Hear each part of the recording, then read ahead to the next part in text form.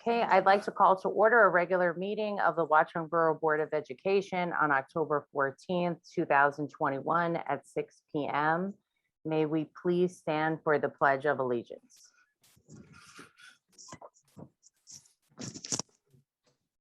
I pledge allegiance to the flag of the United States of America and to the republic for which it stands, one nation, under God, indivisible, with liberty and justice for all.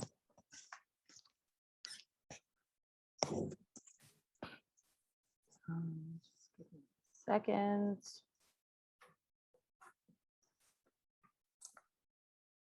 Okay, there we go. Welcome to a meeting of the Board of Education of the Borough of Watchung. Please be advised that this and all meetings of the board are open to the public and media consistent with the Open Public Meetings Act, and that the advance notice required therein has been provided. This is a regular meeting of the Board of Education of the Borough of Watchung at which formal action may be taken. This meeting is being conducted remotely using communication technology and an option to attend in person. Instructions for joining the meeting and participating in public comments have been posted on the district website and sent to the Watchung Borough and the Watchung Public Library, as well as to the school community through an email blast. The public will have an opportunity to be heard as shown on the agenda at points in the meeting provided for the public to address the board. Members of the public also have been given the option to submit public comments to the board secretary via email or written letter no later than 24 hours in advance of the meeting. Individuals submitting comments via email or written letter must state their names and addresses.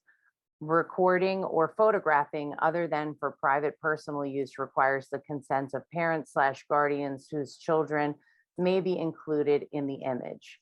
Can we have a roll call, please?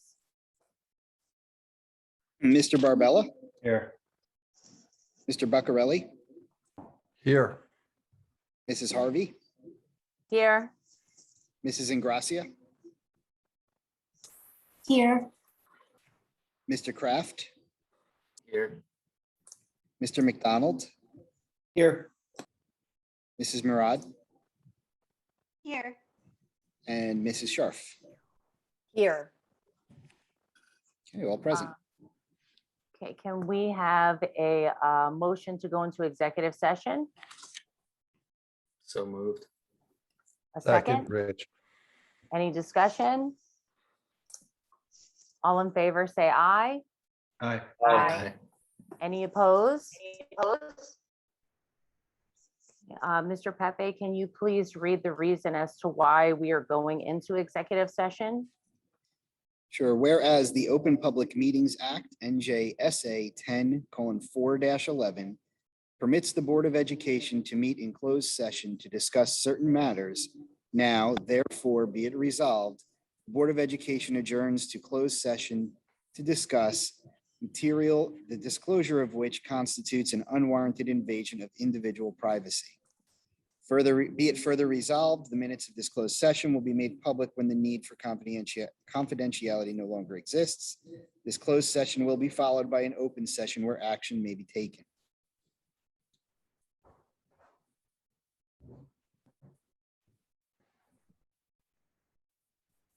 Okay. So board members are going to now leave the Zoom meeting and go to the Google Meet for the interview. If a candidate is on at your time for the interview, please make sure that you log out of the Zoom meeting before you enter the executive session meeting room.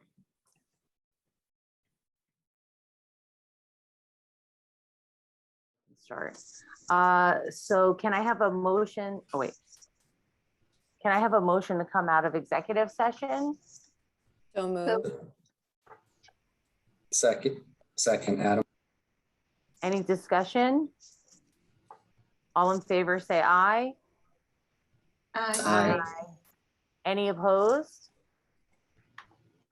Okay, so right now, at this time, the Watchung Board of Education will nominate and appoint a new board member to fill the vacancy for a term that expires on December 31st, 2023, and will serve through the reorganization meeting in January 2023.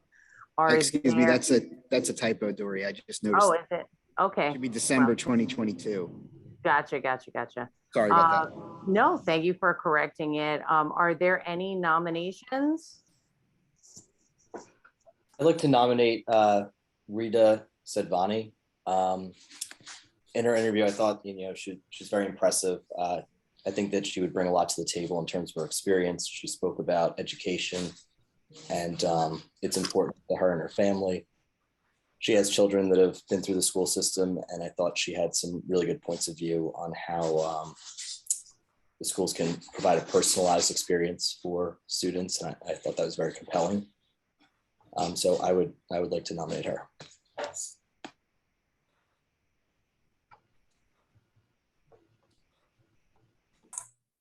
I'll second that.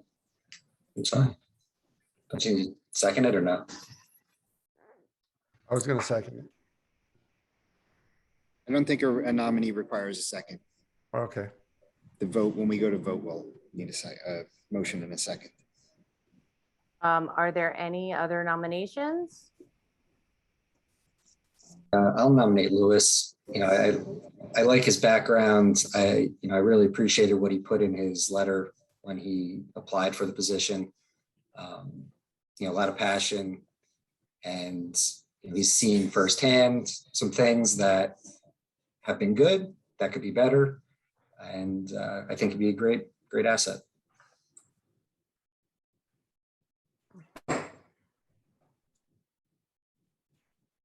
Okay, is that it? Do you need a second? I'm sorry. I think I missed it. No. So I think those are all the nominations, Rich. So are we going to do a roll call? Yes, I'll do a roll call, and I'd ask each board member, when I say your name, to either say nominee number 1, which is Rita, or nominee number 2, which is Lewis. And then I just wanted to state too, for all board members, I believe when you vote, you should give just a brief explanation, maybe aside from those who were who nominated, since they already gave an explanation as why they nominated that person, but for the rest of us, as to why you're voting for that person. Okay, we ready? Mr. Barbella? So before casting a vote to Dory's comments, one, I wanted to thank all of the candidates. I was very impressed of everyone's background and interest and passion for the school district. I know there were only 2 nominees brought forth, but I felt that there were very strong candidates across the board. So I wanted to thank all of them. So thank you for that. For both candidate number 1, I'm trying to be not so impersonal between Rita and Peter. I believe both of them are very good and bring different backgrounds. It's very close in my opinion, but I do like Rita's background in terms of her engineering, her children that have gone through the school system, and some of her experiences. I would cast my vote for Rita for candidate number 1, I guess.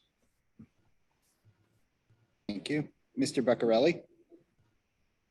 Yeah, also, I think there are very strong candidates. I'm hoping some of them will run next time.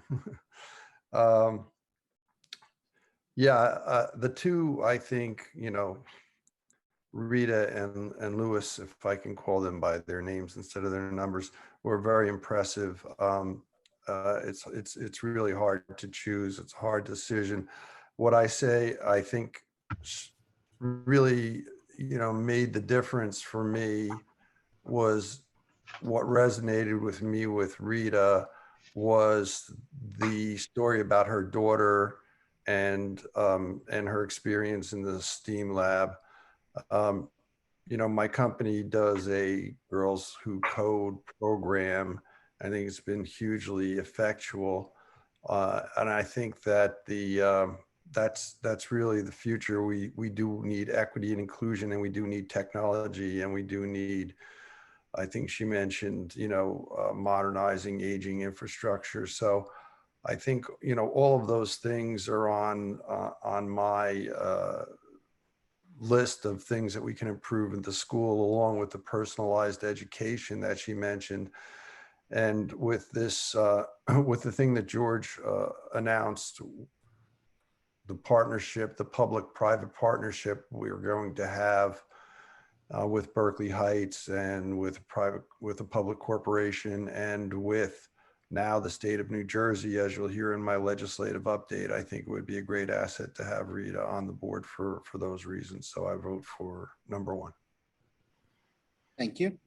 Mrs. Ingracia. Yeah, I don't want to reiterate, but I do really feel it's important, especially this time. We had 5 great people come forward, and I think it's important to sort of pause and recognize that these past 3 years, this is the end of my term. I've been on the board for 3 years, so I don't want to be heavy-handed in my decision-making. I didn't really participate that much in the question and answer, and I guess I'll have a vote, but really this is for the future of the Board of Education. And we've had so many resignations in 3 years. I think we've filled like 7 or 8 seats in 3 years, which is basically the whole board.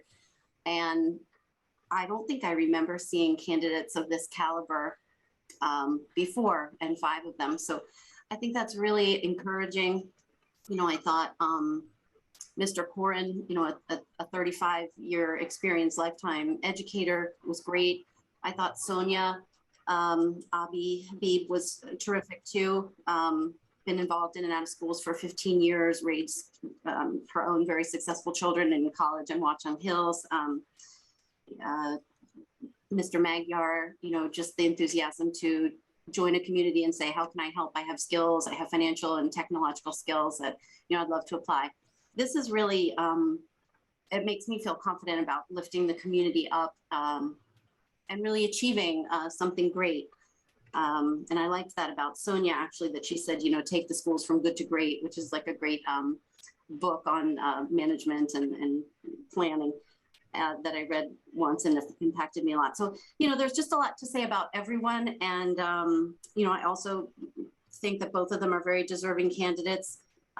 Certainly Ms. Sadvani's career as an engineer. I know that we're definitely focusing on STEM, and I do agree that we have to have a personalized, curated approach to education. I like her use of that word. I also like Mr. Figueredo. I have always, I guess I'll just say, I wanted a police, someone with law enforcement experience on the Board of Ed.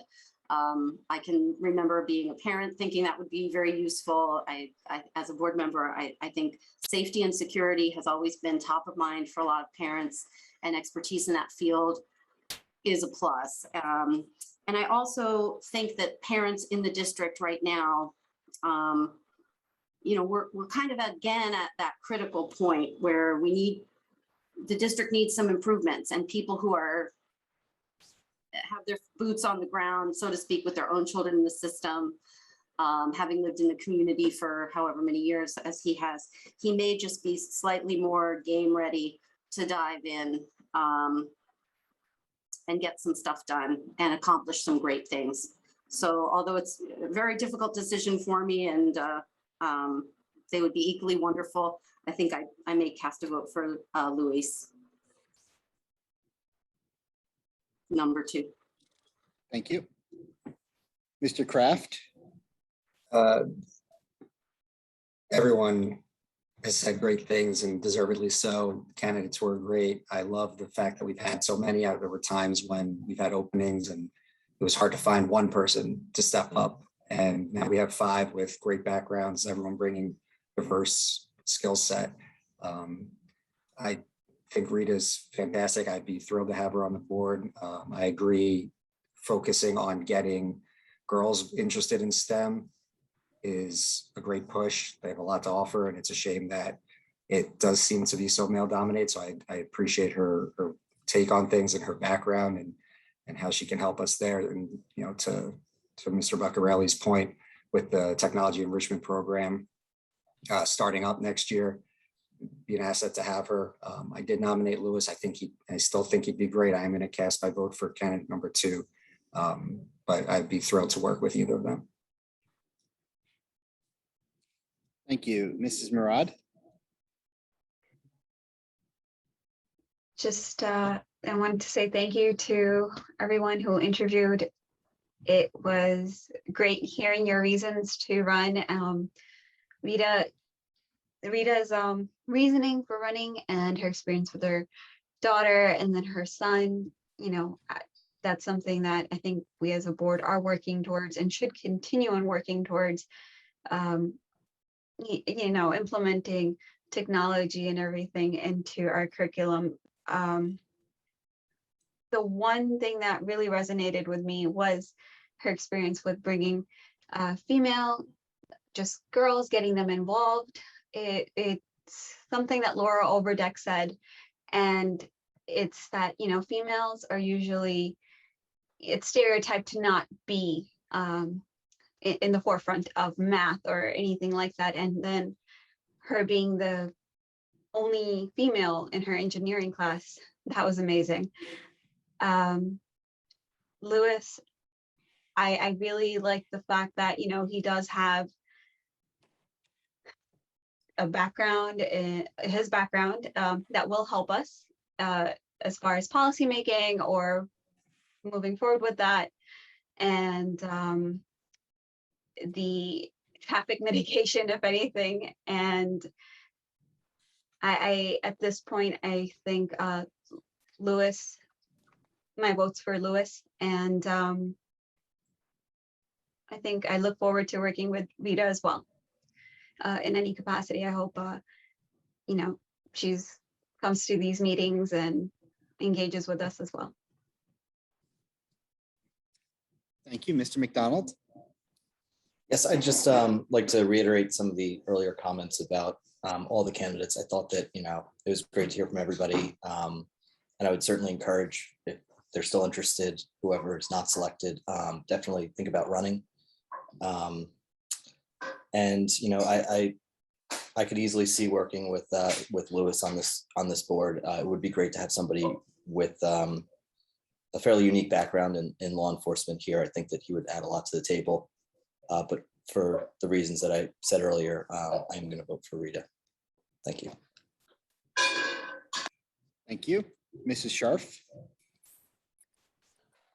Kind of comes with the territory with going last. I'm not going to repeat everything that everyone said, but I will say again, I think we've never had, you know, I mean, we've had great candidates before, but to have so many candidates this time, I think was absolutely amazing.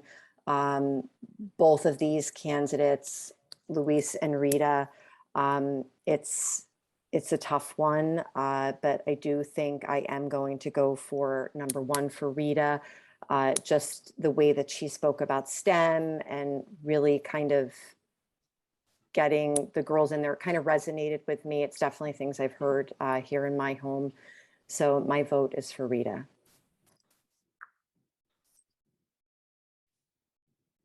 Thank you. Mrs. Harvey?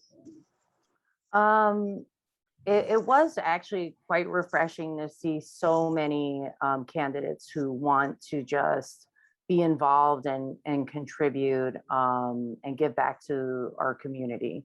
So it was great to see so many people throw their hat in the ring for this.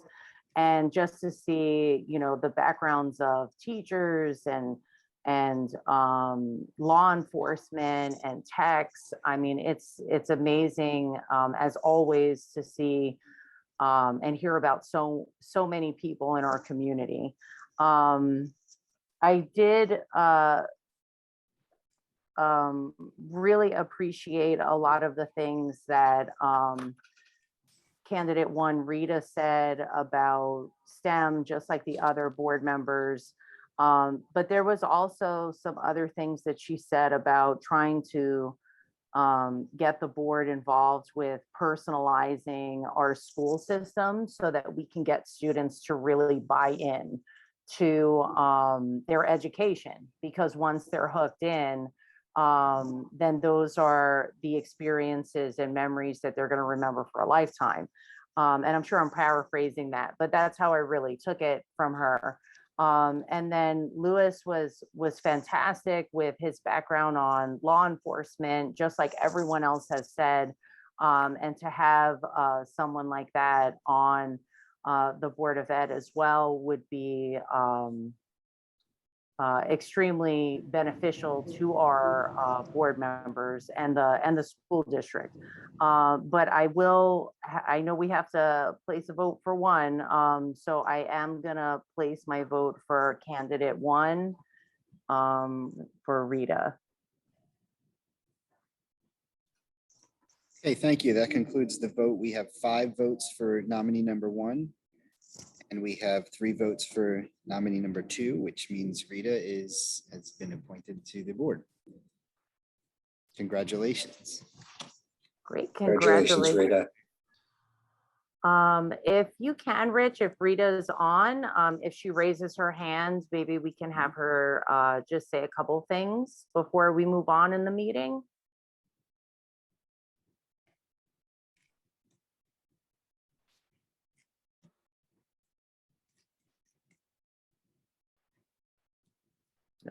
I think I saw her name, but maybe she There she dropped goes. off. Can you Okay. hear Oh, me there now? she is. Okay. We can hear you. Yes. First, thank you so much for the vote of confidence. It was just delightful to hear the focus on STEM and making as much of a personalized experience for each child. To me, that was just validation of the fact that we're on a mission and it's going to be amazing. So thank you so much. I look forward to working with each one of you and happy to hear the next steps. Okay, great. Thank you so much, Rita. Congratulations. Congratulations. And I believe Rich Pepe will be in touch with you shortly, right, Rich? Myself or Connie Hankowski will be in touch with next steps. We have to do basic fingerprinting and things like that, some paperwork. So we'll be in touch tomorrow. Thank you. Thank you Great. again. Have a nice evening. Thank you, you too. Bye-bye. Now we're going to move to board member comments. Are there any comments from any of the board members? I have a comment. I have to dig it up.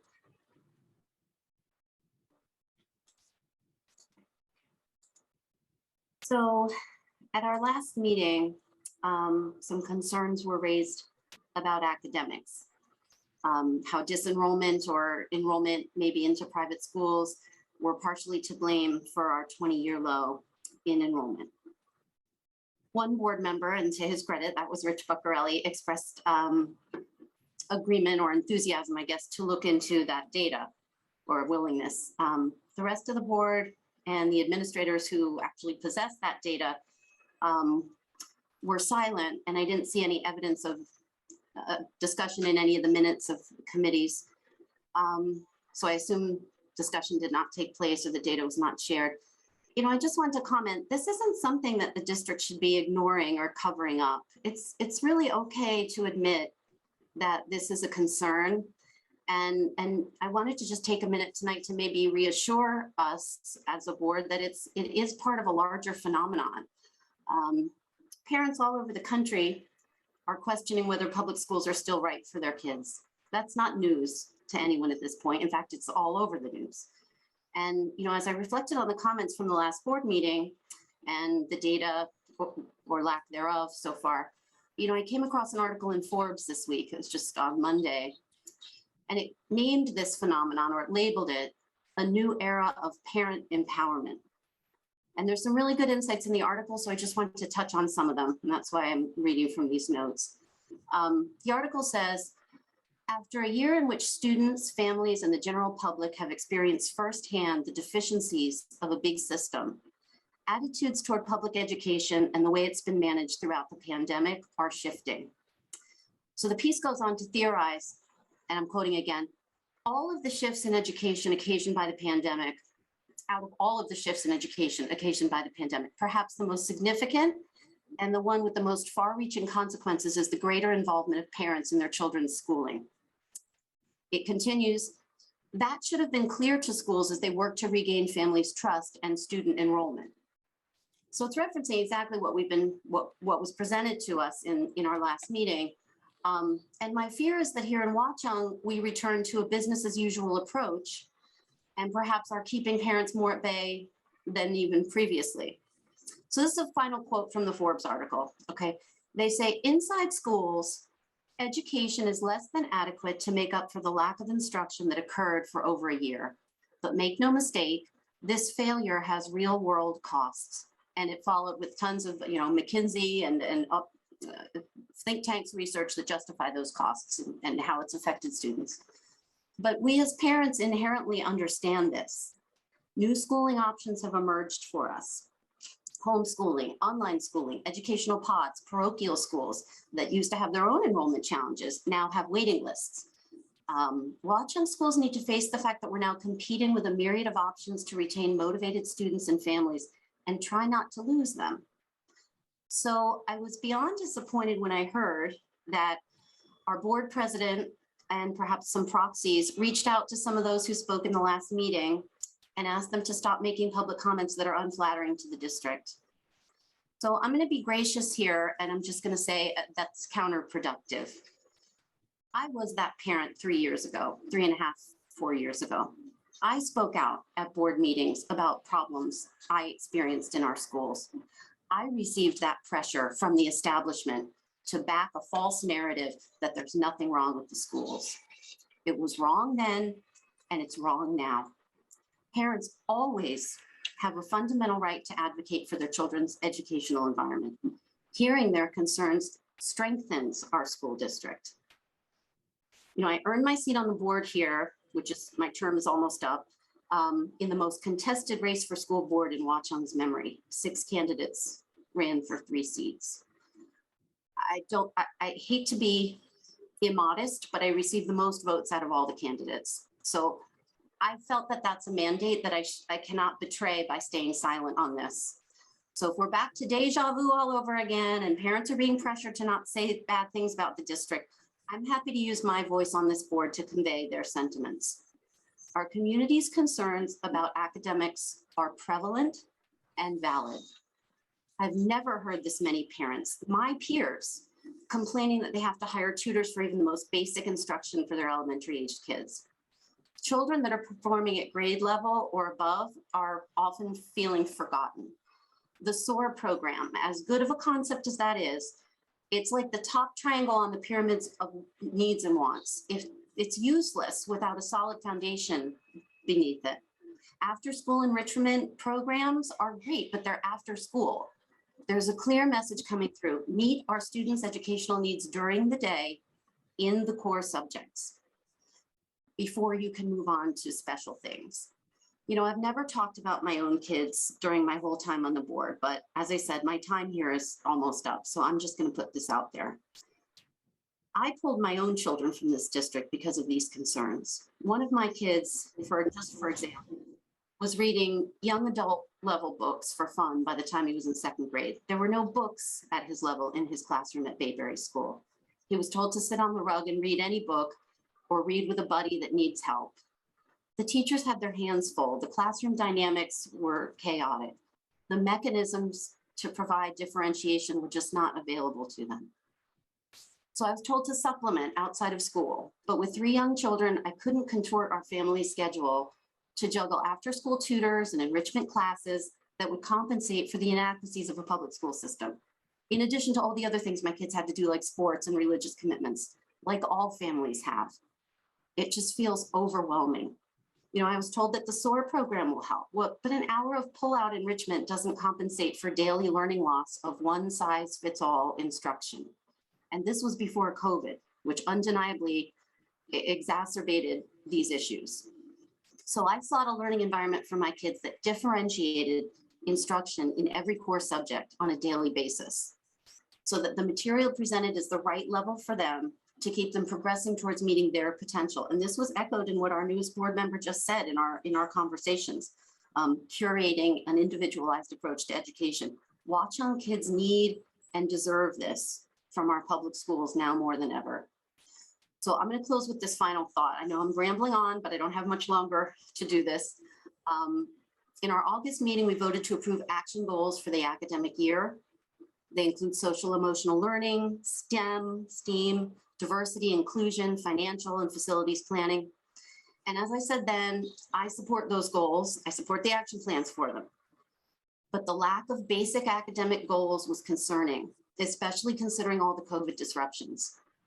My comment was at the time, it's just become glaringly obvious that we have no academic goals for the year. And that comment was met with complete silence. Neither the superintendent or any board member said one word. Well, I'll tell you what, parents are not silent on this topic. I have never heard from so many parents as I did after that board meeting. So there's a big disconnect here.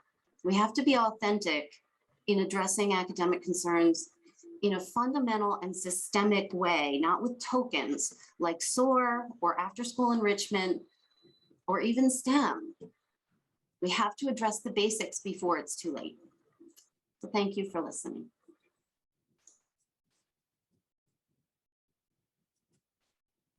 Any other comments from board members?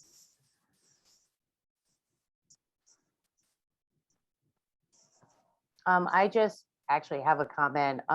Recently, a Valley View student was injured during after school hours by a moving vehicle.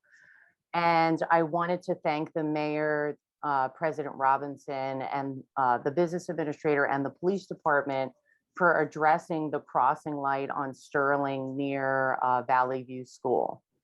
I also want to clarify some misinformation that was stated at our last board meeting and correct the facts of a statement made by a member of the public that Watchung is, quote, a laughingstock for not participating in the regionalization study.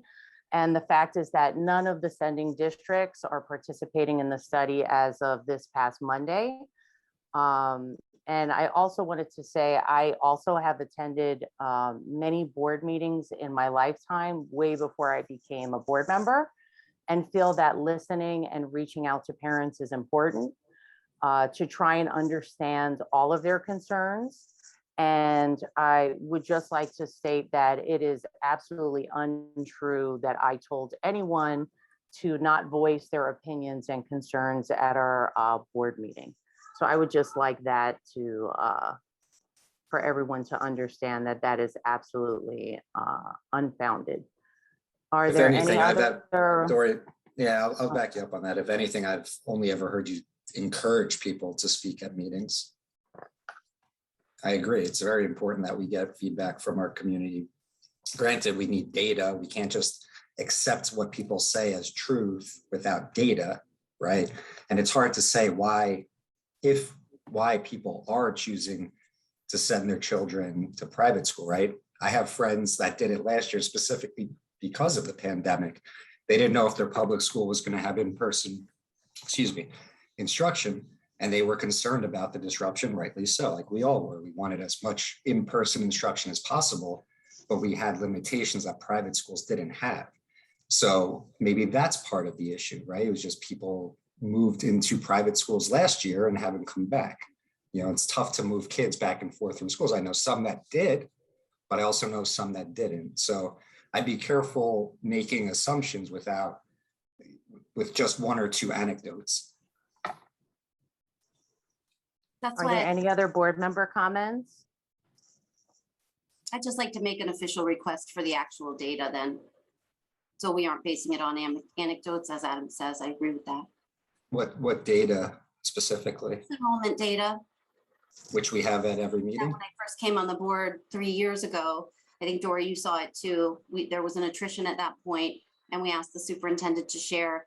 I mean, when you disenroll, you do have to tell the administration where you're going, and normally there are transcripts sent. So that's data that the district has. They had it 3 years ago. I asked for it then, and I received it. But what does that tell us other than where they're going? Does it tell us why they're leaving? Well, I think that was one of the very insightful comments that was made by a member of the public that, do you provide exit interviews? There was no answer to that. I know that when I pulled my children out, there was no exit interview, and I don't think we've started to do them.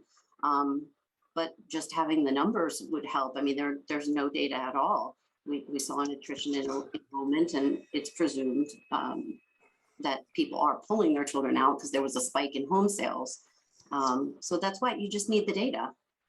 I would be careful to get the data without reasoning behind it. If it's just a number, we're going to be making a lot of assumptions. But I agree, if we can have some sort of exit interview and get a reason, that to me is more helpful than just a number. Well, the numbers would help too. I mean, those are the numbers I received 3 years ago. And I mean, they do tell a story. What story can a number tell though? Maybe People will go to private school for. They were illuminating to me at the time. To you, okay. Again, my personal opinion is a number is just that, a number. If we can get data from people who have left, I would love to know their reasons. Absolutely. We are always looking for feedback on how to improve. I think our administration has done an admirable job. I'm on the chair of the curriculum committee. I have a very lengthy committee meetings report that I hope people will listen to. And I'm proud of the work that we're doing.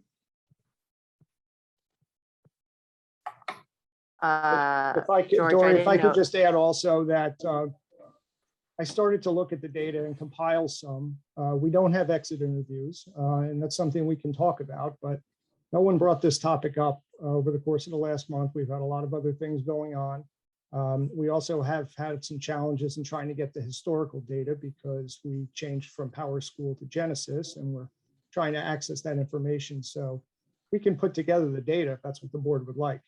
But just from the initial look, we really are not losing all of these students. In fact, I'm surprised we maintain the kind of enrollment we maintained during the pandemic and continue to maintain. We had our largest class of students, the 8th graders, which I believe was like 78 students.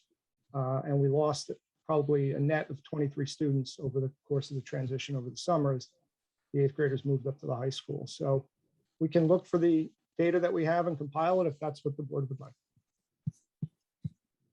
Okay, great. Thank you.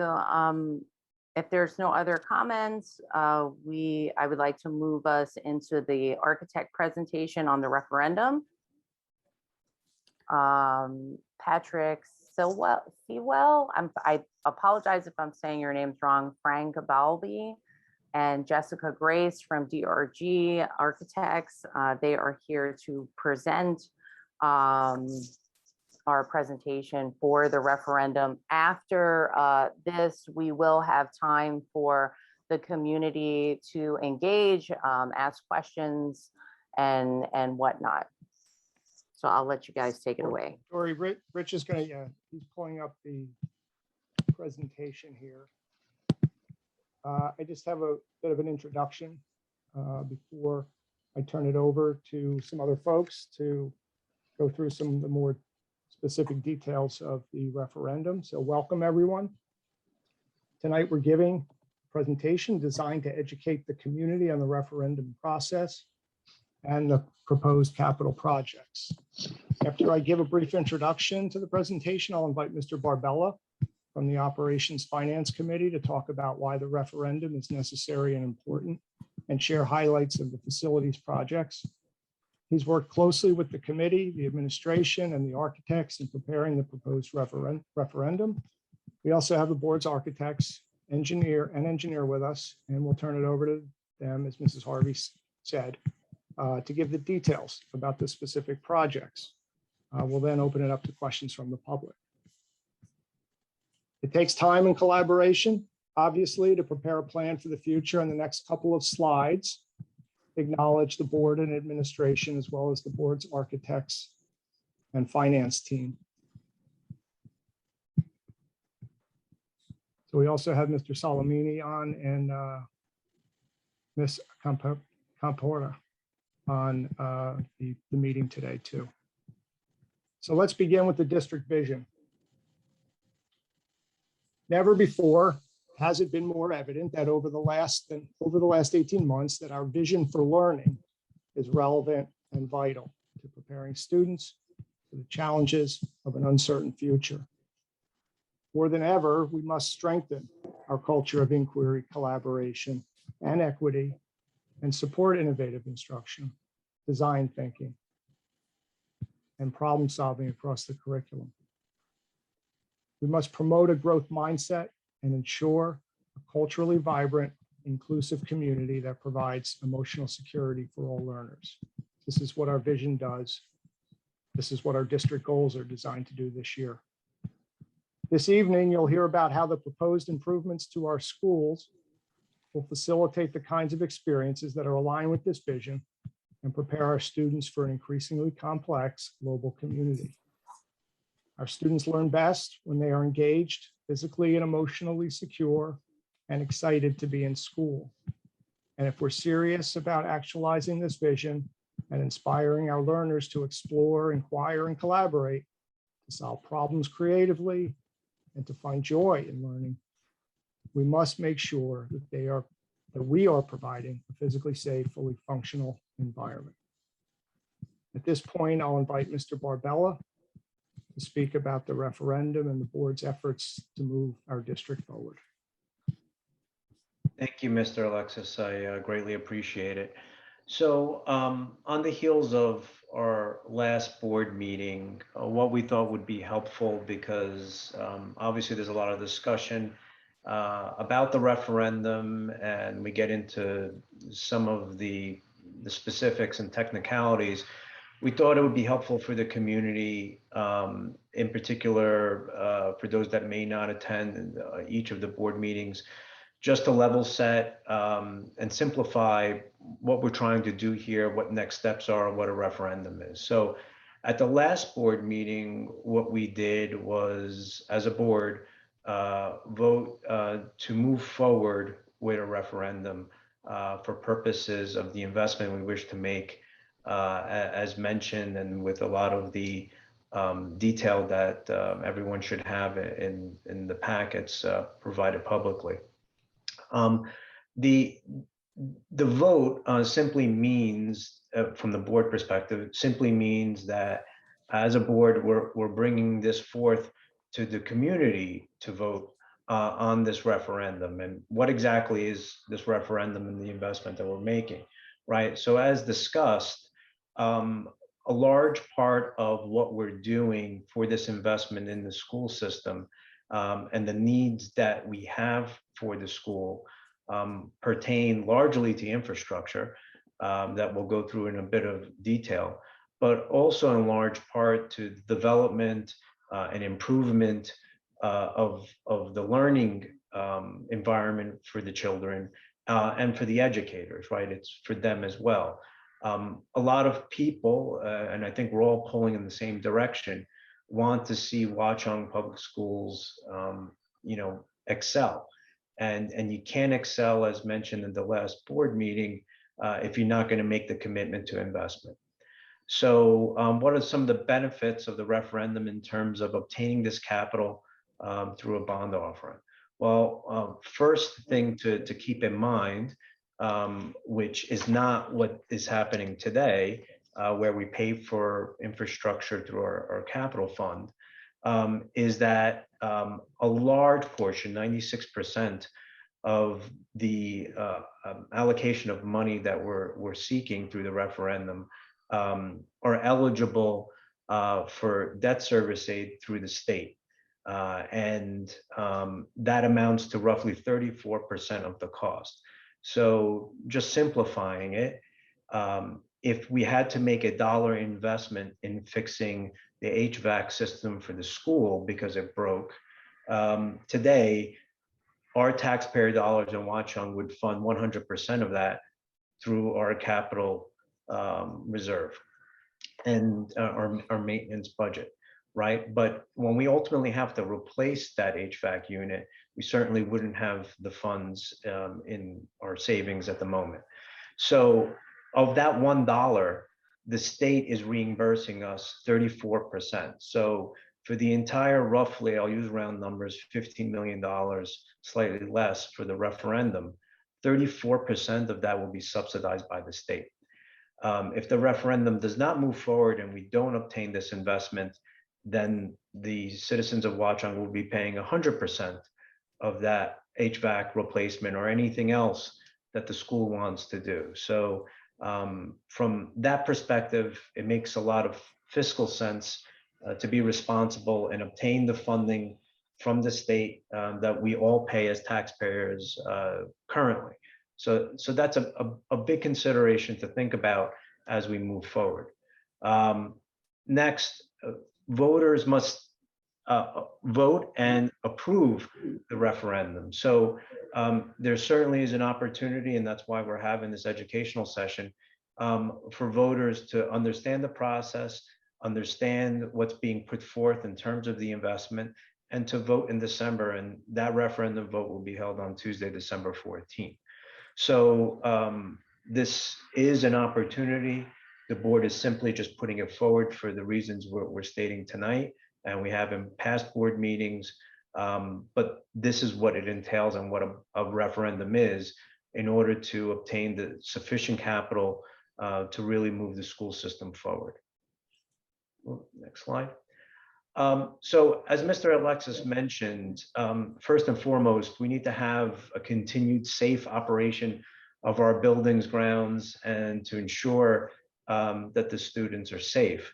You know, that's the most fundamental thing. As mentioned in the last board meeting, nearly 50% of the allocation for this referendum is for basic infrastructure.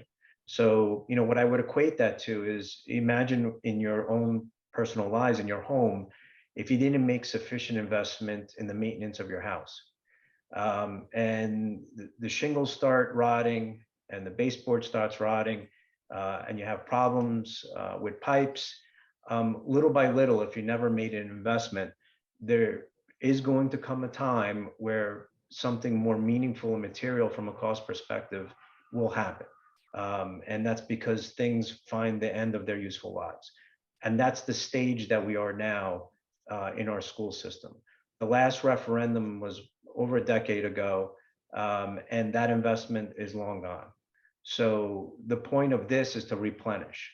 And yes, we do have a capital reserve, but I'll explain why that's not nearly enough, and why the necessary amounts of capital for this project is required through the referendum. Next is, again, mentioning that half of it is basic infrastructure, so that ceiling tiles are not leaking and that students have a healthy environment, is the actual nourishment and growth of the students, right? You don't feel particularly resourceful or empowered with a educational setting, either for the educators or the students, that's dilapidated, and that's not conducive to learning, right? You wouldn't be very impressed if you walked into a school and it looks like, you know, it was something out of the 80s. So if we truly want to reflect Watchung as forward-looking, you have to make the investment, right? This is an investment for the children, and, you know, for the environment they're going to be in. So a lot of what you'll see as part of the architectural plans and the engineering here is to foster the environment within the schools and to create learning spaces so that they could develop. And then next, we mentioned, again, a large part of this cost will be funded by the state. So roughly a third is paid for and subsidized by the state. Without that, Watchung will pay, taxpayers will pay 100% later on if a referendum does not take place. So I'd rather have the 34 cents from the state versus paying the full dollar, which we'll have to do and not get any benefit, even though we still pay state taxes. So highlights of the referendum, as mentioned, first of the basics, as Jessica mentioned, foundation of a pyramid, right? Build a pyramid on sand that's going to sink. We need to have proper infrastructure. We need to have a healthy and well-ventilated environment for the students, particularly given COVID and everything else. It's paramount. Next is, the safety and the security of the students. Improvement of the security systems, cameras, the kinds of needs that you would expect, that I would expect the schools to have for my children in the school system. These are basics. This isn't something very fancy. Next is the reduction of costs that would come through natural efficiencies by upgrading things, right? If we don't make the investment, then we're going to pay more in maintenance. You'll pay more in utility bills. You'll pay more in constantly having to hire contractors or other individuals to make repairs, which isn't a wise investment. It's not an investment at all. It's just basic maintenance. So we'll continue to have the problem, and it'll just fester and get worse. Problems don't age well unless you address them. And as mentioned, obviously the improved security for the school systems. Okay.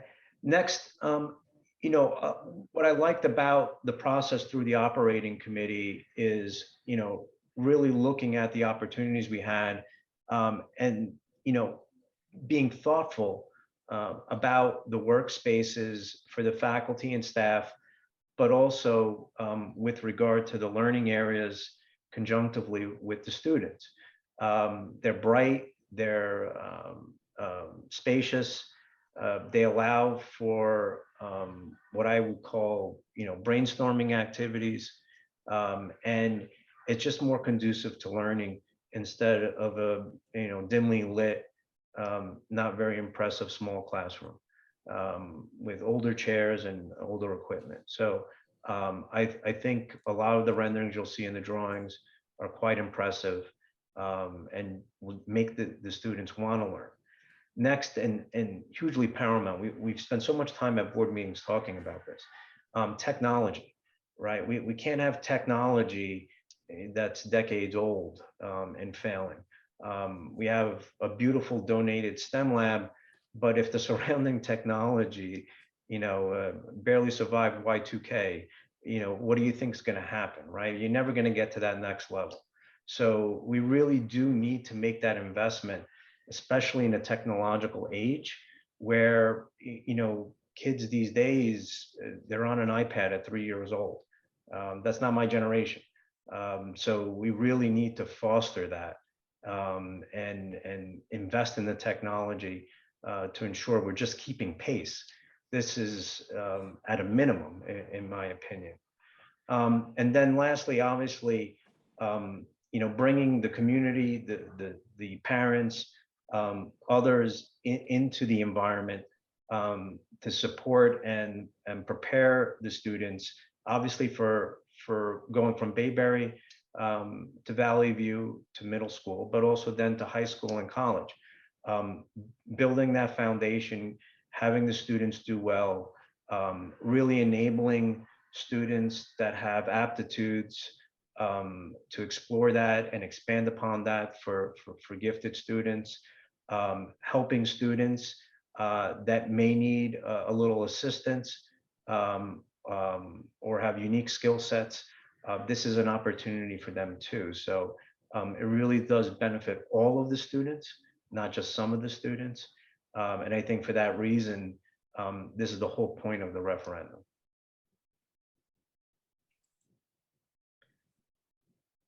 Before we get into this slide, just a few last points, George, before I hand it back to you and to the engineers. And I'm sure there'll be questions at the end as well from the community. First, I wanted to express, from an economic perspective, why the referendum makes sense, putting aside that we get a third subsidized from the state. As mentioned last time, remember, we're in a unique situation where interest rates are very low, and we have an opportunity to finance this project at historically low rates. And these rates will not stay low forever.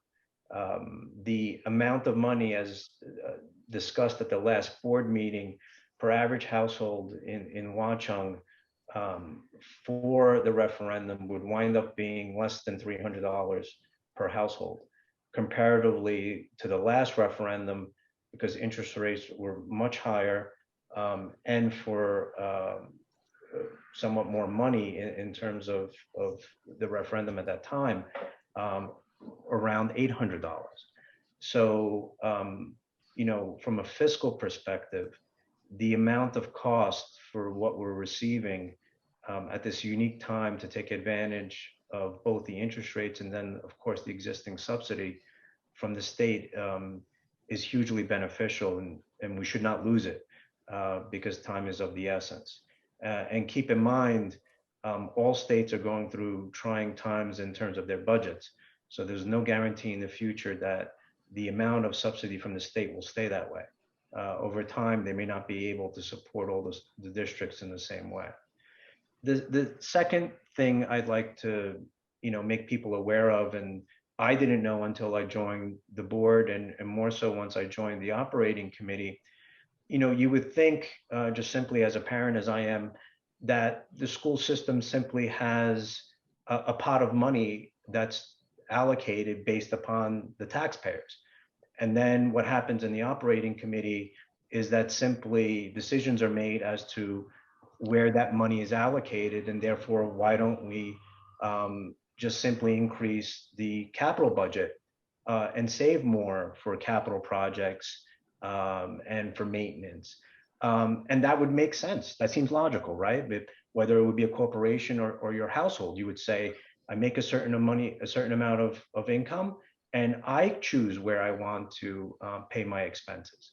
Unfortunately, under the arcane rules of school budgeting, it's not that simple. The first thing is a large portion of taxpayer money that's currently provided to the school system is already allocated, meaning 75–80% of the money that comes in the door is already going to fixed costs or variable costs that you're going to have, such as utilities. So automatically, a good portion of our budget is spent day one of the discussion during our operating committee as we put together the yearly budget. And we don't have endless money to therefore say, okay, hey, we have so much left over, let's fund every project and increase the capital reserve and do everything else that we want to do. Often we have to say no each year to improvements or things that we want to do simply because there is no budget. So the money is not fungible. It's allocated day one. So that what that leaves you with is already a starting point of roughly 20% of the available tax money. From there, as part of our budget, a large portion of that is already allocated for logical things that may be variable costs, but that we naturally want to do to support the school system. So at the end of the day, what you see, and again, it's not fungible, money has to be allocated to certain accounts and to certain activities. You're not allowed to legally simply move money around and do what you want to do. You're left with a small percentage that you could do anything with, right? And once you're left with that small amount of money and you have a million things on your to-do list, there's no plausible way where you're going to say, okay, hey, let's just throw $1 million in the capital budget. We think we need it. When we are in these committee meetings, we're literally talking about hundreds and thousands of dollars, not hundreds of thousands of dollars, hundreds of dollars and thousands of dollars. That's how tight the budgets are that we're dealing with to figure out where we could spend the money. And as mentioned, our capital budget right now, comparatively to the analysis that was done and discussed in the last meeting, is a very small percentage of our total budget compared to our surrounding towns, roughly 8%. Compared to, I believe it was mentioned in the last meeting, Warren is somewhere in the ballpark of the low 20%. So they have much more reserve and they have much more flexibility. So in summary, without the ability to raise this capital, to have this referendum, all we will be doing is paying more out of pocket if it doesn't go through, not make the investment, not be able to replenish anything. And in a short period of time, unfortunately, there will be some cost or some investment that can't be made, and we'll really never get to that next level that we're all seeking to do and to be. So, I think it's hugely important. I want people to understand why we're doing it. I want people to know that we're being as responsible as possible. We don't take it lightly to come to the community to ask for funds ultimately through this referendum in order to fund this, but it's hugely important. And one last thought, other than obviously that, all of this is for the kids, just keep in mind that, and it was mentioned, why are kids coming into the school system or leaving the school system? How does Watchung compare to other school districts? Just keep in mind that people move into towns for the schools. It's inextricably linked, right? Your home property values are linked to the schools. So even if you don't want to make the investment, okay, ultimately that has consequences, right? If the school systems don't do well, the property values and the property prices will reflect that. People will simply say, why would I want to pay taxes in Watchung, have an inferior school system when I can just go next door? I'm happy to pay slightly more taxes and get a top-notch school. And that's what I don't want to see. I have 2 children in the school district. They've been in the school district their entire lives, and I want to see this succeed. So, I implore everyone to think about it, do your own research, obviously read the materials, and just understand the investment that we're making. So I thank you, and I give it back to you, Mr. Alexis, for continuation of the presentation. Thanks, Mr. Barbella. This is the part where we're going to turn it over to DRG, to Matt Sywell and Frank Bowlby and Phil Kokoza to talk about the actual capital projects and give some detail and illustrations. Take us through that. So thanks. Hey, Thanks for being here, George, Matt. I just want to make sure everybody can hear me. Yes, we can hear you. All right, great. Yes. My name's Pat Sywell. I'm coming to you a little more remote than I'm typically comfortable doing here. So I'm going to do the best with the connection I have. With me here tonight is Frank Bowlby, project manager who helped build the long-range plan. Phil Kokoza is also joining us from my office. He's been a business partner of mine, engineer for the past 20 years. So one of the things I want to do also is commend this Board of Education. As architects and engineers, we do a lot of planning, we do a lot of reports, take a lot of pictures, and deliver this information to the Board of Education and the administration. But once again, I have to commend the Finance Committee and all the members of the Board of Education. They actually took the time to visit these schools before making these tough decisions to the point that Mr. Barbella was making.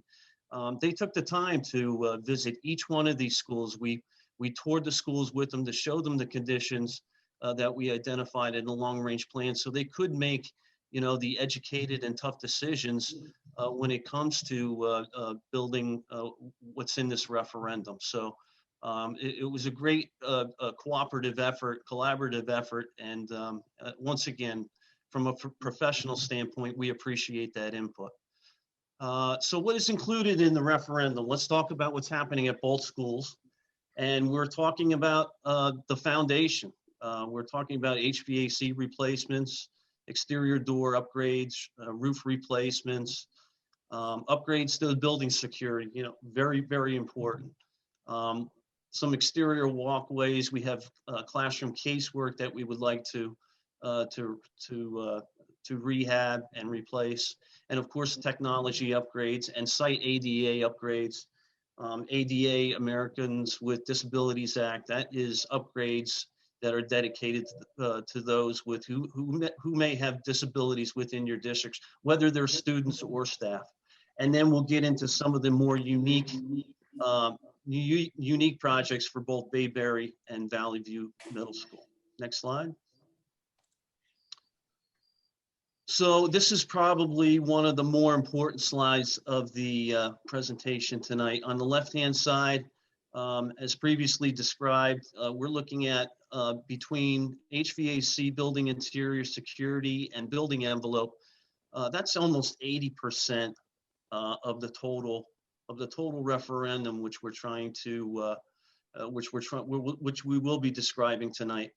The pie chart on the right-hand side also very important. As architects and engineers, we have to submit each and every one of these projects in to the New Jersey Department of Education in an application form, and we have to negotiate with them. It's not a given. We have to prove that these projects actually fall under life and safety and the health of your buildings. So through that negotiation and through that application process, we were able to get 96% of all the projects that we submitted to the New Jersey Department of Education. They're going to give you funding on 96% of it. I cannot remember the last time that we had such a great percentage, which would be dedicated to the 96% that you would be eligible for debt service aid on. So we did very well in that application process, and we're hoping that you're going to be able to take advantage of that. Next slide. So pretty straightforward. We're going to be replacing all the unit ventilators, the remaining RTUs and chiller replacements. All total between those three, we're going to be touching at least 70 pieces of equipment. In addition to that, there's going to be some exhaust fan replacements. And most importantly is probably the building management system. This is a system that's going to reach out and tie all of this equipment back to a centralized computer system, which is going to allow the district to reduce energy costs and free up the buildings and grounds crew for other things, other tasks they might have to do around your facilities. Next slide. And of course, you can't say enough about COVID measures. As we design, if we get to the point where we're doing the specs and the drawings for the install of this equipment, we're going to look at enhanced filtration, different MERV rating of filters, increased fresh air, perhaps go above ASHRAE standards in terms of fresh air changes, and tested technologies. We're talking about needlepoint bipolar ionization, which kind of charges the particles, brings them together, and you can actually catch these particles, COVID, whether it be COVID, dust, or other viruses. You'll be able to catch these particles in much smaller filters. So we will be employing all three of these approaches as we design. And the one takeaway from this slide is, it's just not changing. We're not just changing equipment. We're actually doing this for the staff and the students, as it has a direct correlation to how they perform in the classroom. Test grades. There's plenty of data out there that says an enhanced environment like this leads to better test scores. So that is our goal. I know that's the district's goal, and we look forward to helping you achieve that. Next slide. Bayberry and Valley View, there will be some building interior upgrades. Once again, ADA upgrades in terms of toilet rooms. We have some ceiling work to do, and there's some other plumbing systems in terms of flush valves and sink faucets and things like that throughout the buildings that we're going to be upgrading. Next slide. Another cross section is your security systems. We're talking about some front entrance upgrades. In terms of what I'll call a transaction window, where you'll be able to validate visitors before you actually let them into the main part of the building. So it's very important for security. We're going to look at access controls. We're going to add new cameras for a closed circuit TV system. so you can monitor the entire perimeter and parts of the inside of the of your facilities. And we'll also incorporate lockdown communications within the PA system. That figure on the left-hand side that you see there is a product that we've been applying to schools for the lower portion of the windows. Right now, you have windows that are made to break. They're all tempered. They're made to break into 1,000 pieces, which, you know, unfortunately would allow an intruder an easy access to these lower windows that you have at both Bayberry and Valley View. So we're going to be looking at applying this film. It doesn't prevent the piece of glass from being broken, but it will certainly slow down an intruder trying to crawl through that particular opening. And we'll be applying that both to doors and windows. Next slide. Protecting your investment. This is a no-brainer. There are a few roof sections that have to be taken care of at both schools.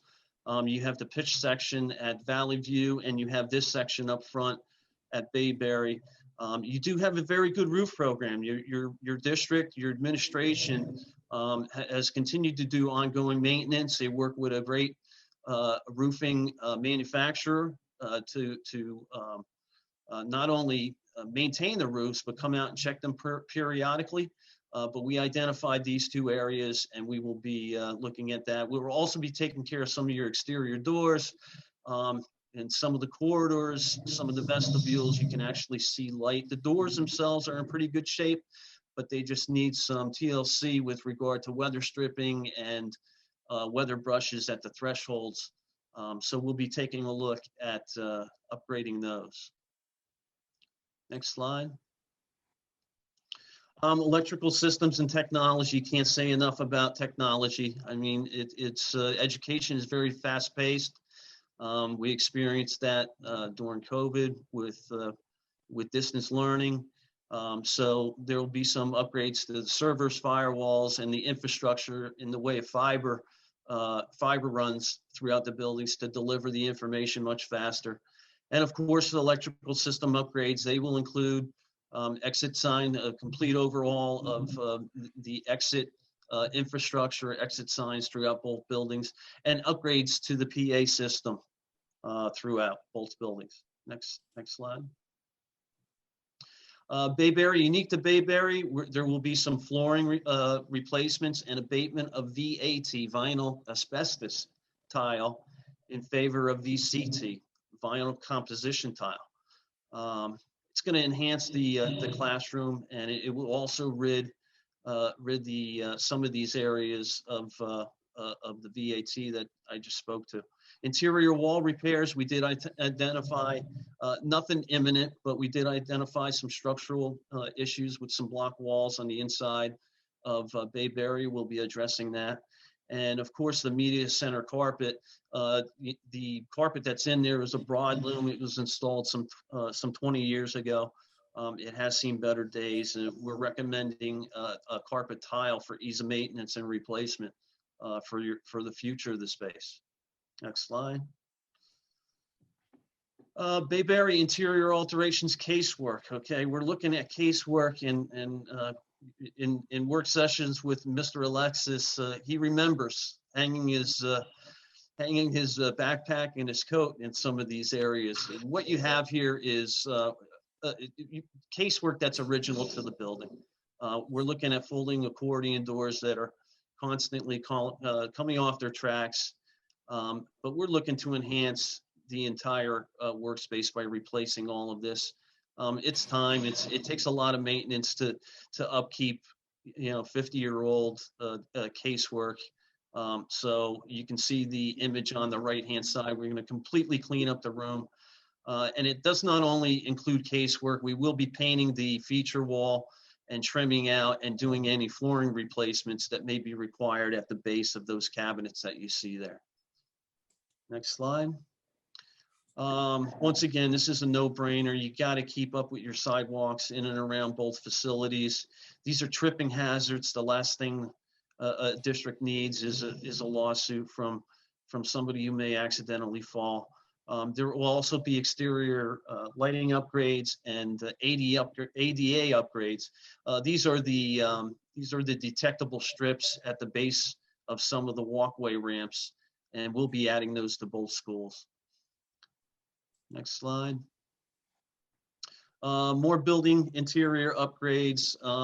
The acoustical upgrades for your music rooms, both the choral and instrumental music rooms at Valley View. These rooms have, I was very surprised. I walked in, they have common ceiling tiles and almost no acoustical treatments on the walls. We're going to work very carefully and closely with the manufacturer called Wenger. What we'll do is we'll send them the volume of the room. They'll actually model it through an acoustical analysis, and they'll come back to us. They'll tell us exactly how many diffuser panels and how many absorber panels should be placed on the walls in order to maximize the acoustics in these spaces. And once again, it's all about preparing your students for when they get to the high school level. You know, you want them to be hearing their voice. You want them to be hearing their instrument the way it's supposed to sound in the middle school setting, so they are prepared for the high school setting. And some other upgrades, you know, once again, ADA upgrades to toilet rooms, and these are. And we also identified handrails in the Valley View School that were actually short at the top and the bottom. They don't currently meet ADA code. And once again, it's all about heading off any form of a lawsuit. And classroom locker replacements also at the Valley View School. Next slide. Okay, this is where we get into the educational pieces. Once again, we collaborated with the administration. Mr. Alexis had a lot of input. So over the next few slides, I'm going to describe what the existing conditions are and how we're going to reconfigure them. And I'll let Mr. Alexis speak to the benefits of what we're going to do to the art room, to the media center, and to this outdoor learning commons. So let's start with the Valley View art room. It's really an inefficient use of space. The shape of the classroom really doesn't lend itself to efficient instruction.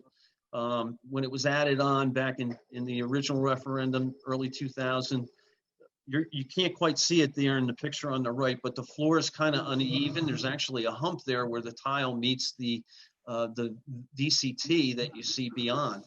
Also adjacent to the space was a storage space, which was dedicated for district storage. We want to take advantage of that space. It has some nice windows. We want to take advantage of that space to expand the art room into that. So let's go to the next slide. On the left-hand side, in the upper left-hand quadrant, you're going to see the storage space. It's almost 1,000 square feet. And the art room is adjacent to that. There's windows in the storage. The door and the two windows that you see there go directly outside. And then the art room, hatched in a 45-degree lines there that you see, have a kiln room and a storage room out of that. So on the right-hand side, what we're going to do is we're going to pivot the storage. Now we're going from 1,000 square feet. We're going to pivot that to the lower corner. We're still going to maintain some interior storage, but we have to find a home for the rest of it. And I will describe what we're going to be doing with that later on in the next few slides. But you can see that the art room, grows to this nice 1,700 square foot space. This is a high-tech space. We're going to maintain the kiln. We're going to have plenty of storage. And this is going to be a great space for traditional as well as any digital arts that might want to be taught in here. The kind of corridor that you see coming up from the bottom from the corridor, that's going to act as a display space. So as the students complete their projects, we're going to do some nice lighting in there, and students, staff, parents alike would be able to view some of the nicer pieces that are coming out of the studio. Let's go to. Pat, I think this image really speaks to what the core concept is here, and I think you spent a lot of time getting feedback from art teachers here in the district, and based on your experience in other districts and talking with art teachers. But what's clear is that, well, I shouldn't say it's clear from the picture, is that the space next to the kiln in the existing area is really kind of dead space. It's not an instructional space. Basically, the square at the bottom of the image on the left is where all of the instruction takes place. It is, I wasn't here when this was designed as part of the referendum, but it clearly wasn't the most efficient use of the space. And what Pat and what the succeeding slides will show is the kind of space we're looking to create, a space consistent with the STEM lab that we have. And we've talked a lot too, just like the high school does, moving towards a STEAM program where the arts and digital technologies merge together for a STEAM program. So I think that's important to note here. But I think the pictures that you can show of the proposed space are really terrific. Can we move on, Rich? So this is the vision. This is a flexible, 21st century learning environment where the kids can flourish. We're going to introduce new cabinetry. This is actually looking from the storage area back toward what we talked about is the kiln and storage area. Next slide. Very similar to what we want to do with the media center, turning that into a learning commons. Right. And here you can't quite, it doesn't stand out as much, but it will stand out in the physical location, how important the windows are going to be to the lighting. Next slide. Here you can see these are the windows that we're going to be taking care of or taking advantage of, actually. And it really opens up the space. It's really going to be a dynamic and a great flexible space for your art program. Next slide. Okay, the media center. This is your existing media center, which we're looking forward. We want to transform this space once again into a 21st century learning space. We work very closely with Mr. Alexis, who comes from the high school, Watchung Regional, and they have a fantastic media center. So we drew some of the influences of that. And once again, these spaces, these bookcases are giving way to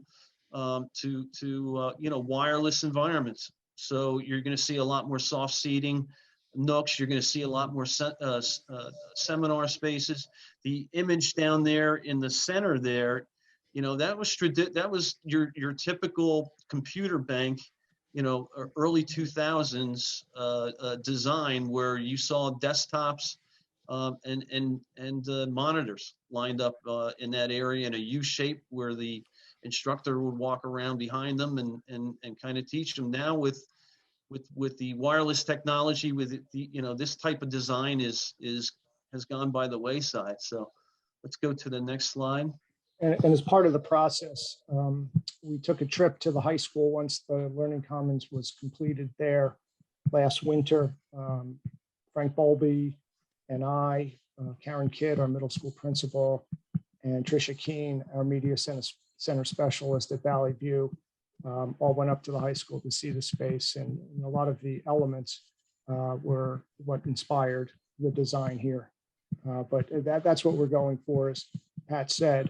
Collaborative space that's flexible and dynamic, versatile, with different zones for multiple varied uses, where we can inspire collaboration and problem solving, but we also have spaces reserved for quiet work, for students based on going, and again, arising out of that discussion about personalizing learning in the district. This is a giant step towards that.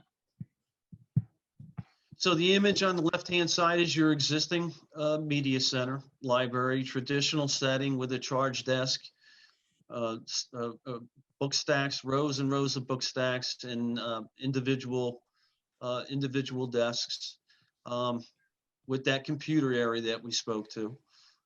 So on the right-hand side, once again, we're going to break it up into a dynamic space. We're going to provide what we'll call a multi-use classroom, and this classroom can be used by by students. It could also be used by staff for seminar.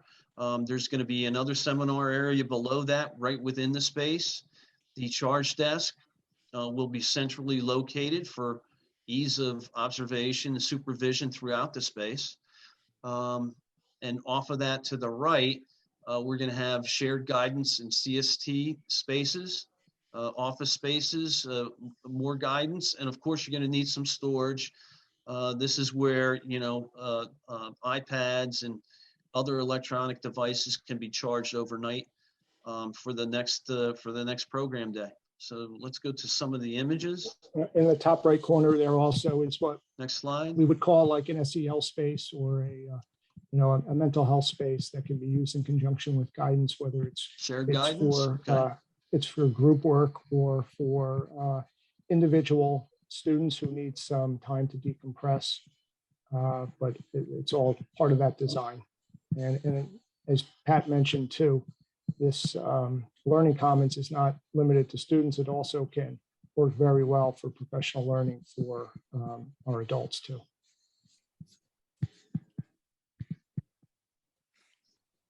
So this is an image, a view from the charge desk, looking back once again to that multi-use classroom in the seminar space.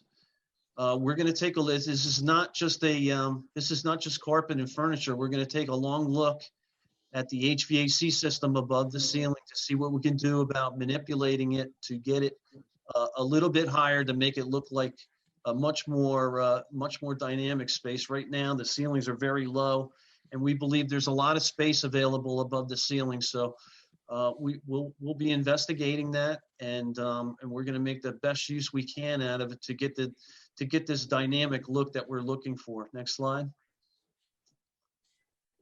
Once again, plenty of soft seating for individual learning, seminar spaces, some quieter reading areas. Next slide.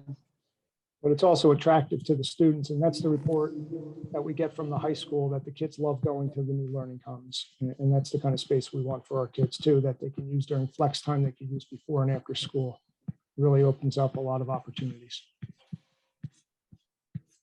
Next slide.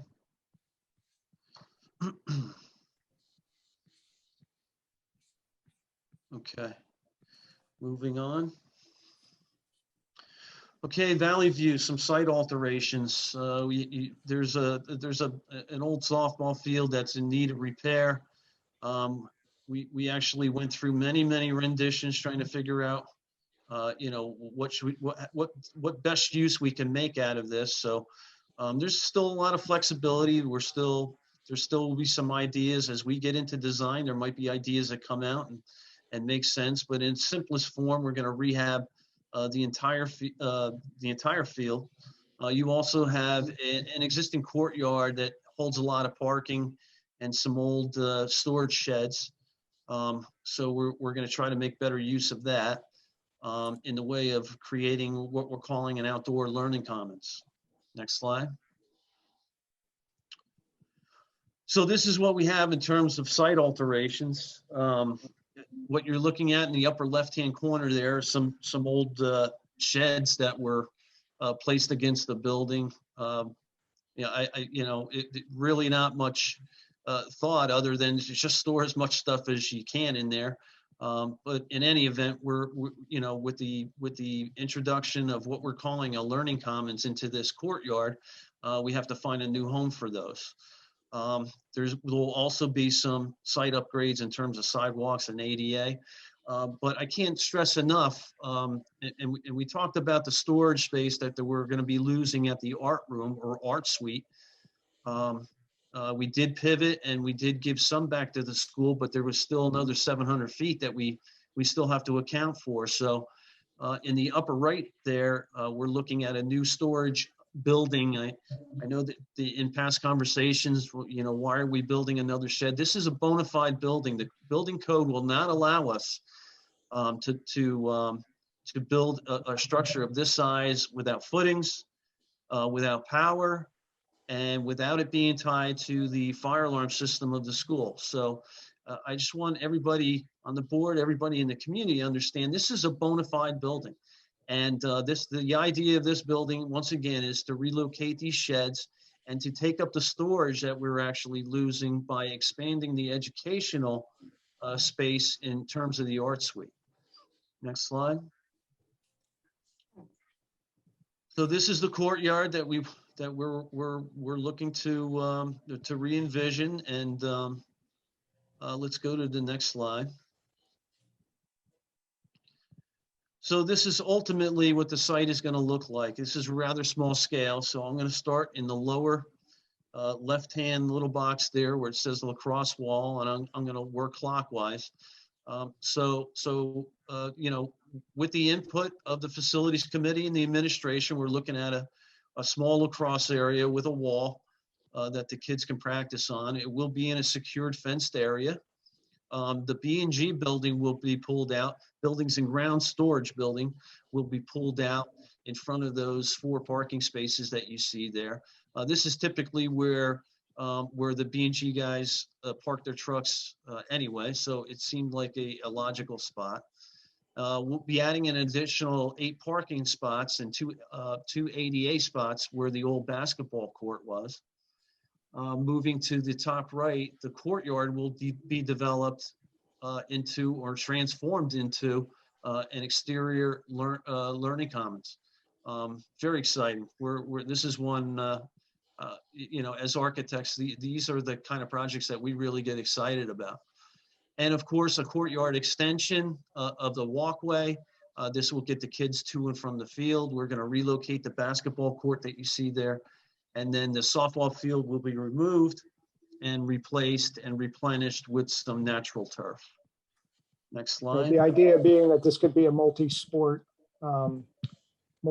field. And I think it's also good to point out that the lacrosse wall idea actually came from a community member as a suggestion that the operations committee and the administration liked. Next slide. So this is our vision for an outdoor learning commons, you know, complete with, next slide. This will be a dynamic space where kids and the students, the staff, I mean, they'll be attracted to this space. You know, we're looking at various hardscapes and softscapes.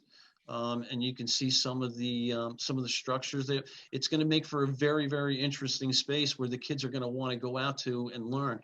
And with, you know, with what we're dealing with COVID, it would be refreshing to get the kids outside on the great days. So, you know, depending on what the mandate is during that year or that month, you know, the kids can go out there and take their masks off and be able to have an enjoyable learning experience in this space.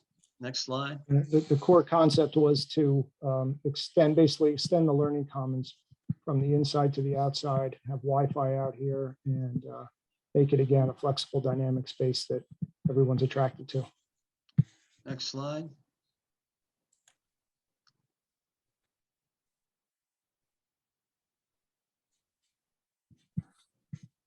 Next slide.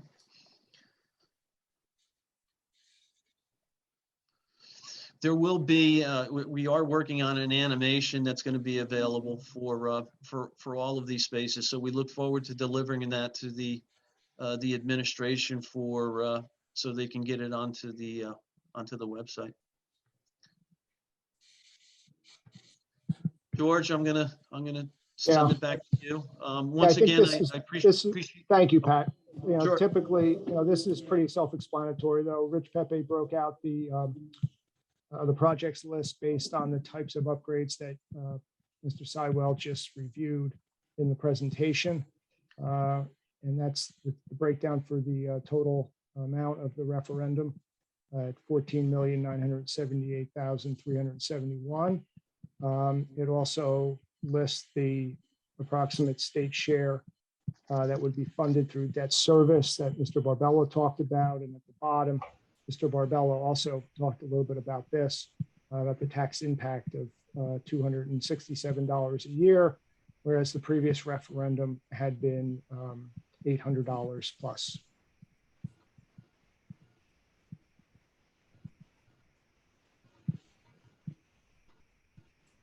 And I think that's, we also created a referendum page on the district website, and there is an email address if anyone has questions and wants to email that question to us.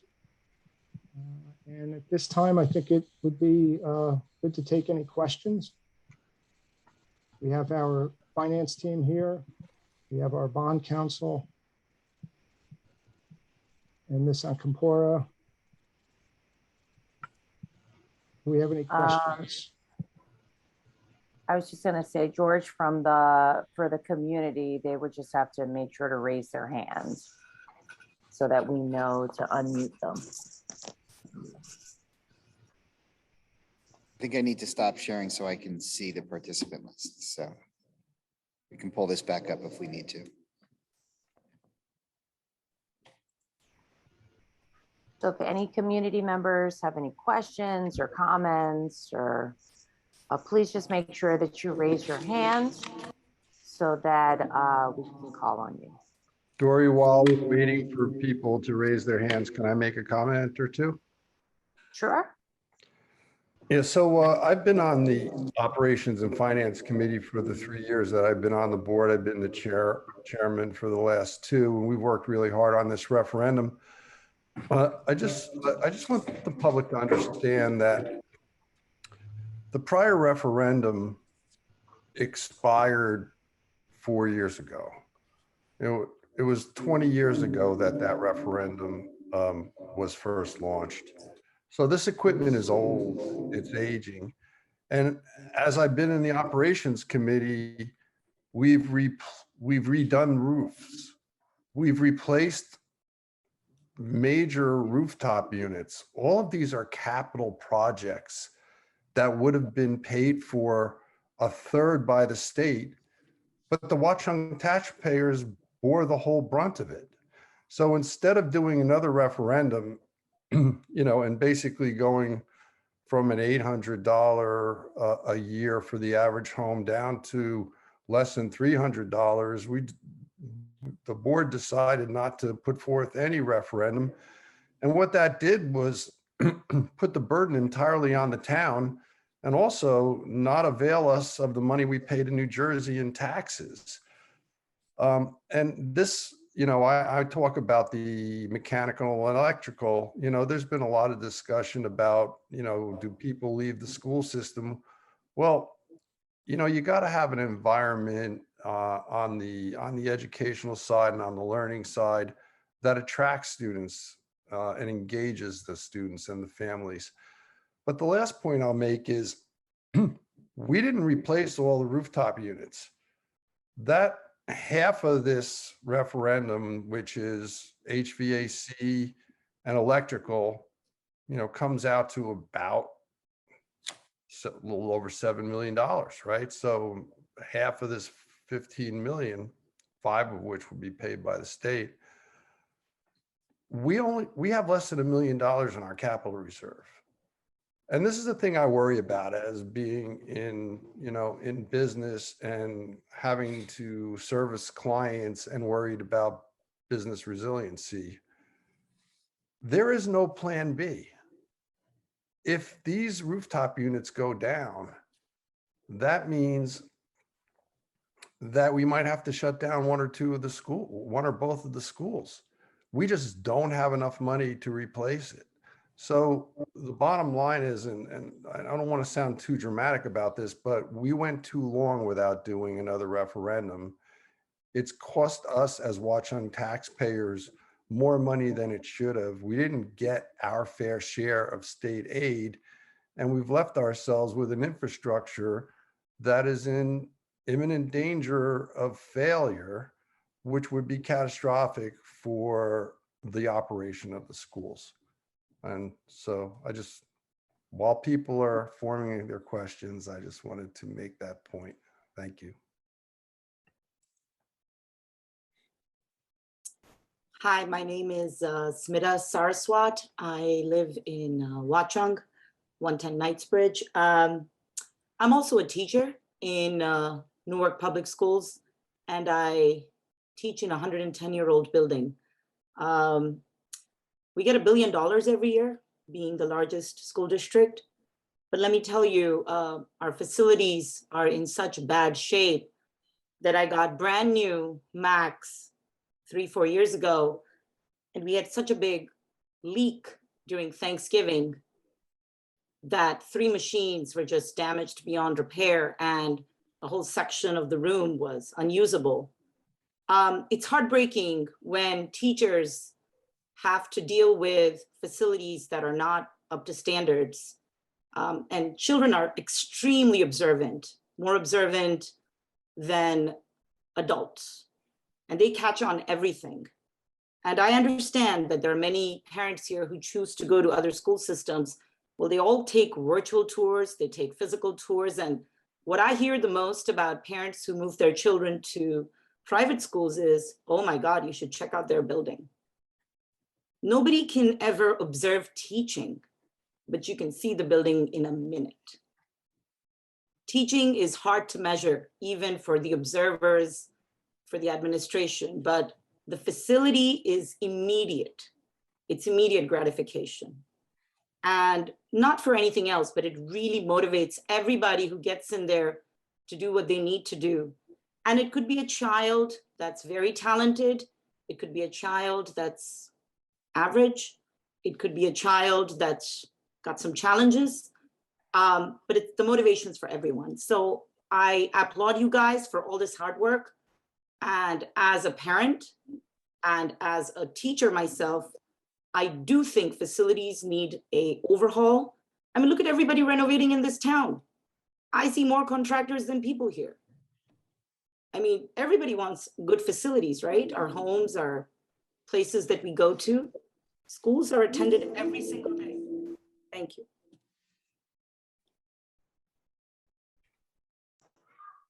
Thank you. We have Gina Cucchiata.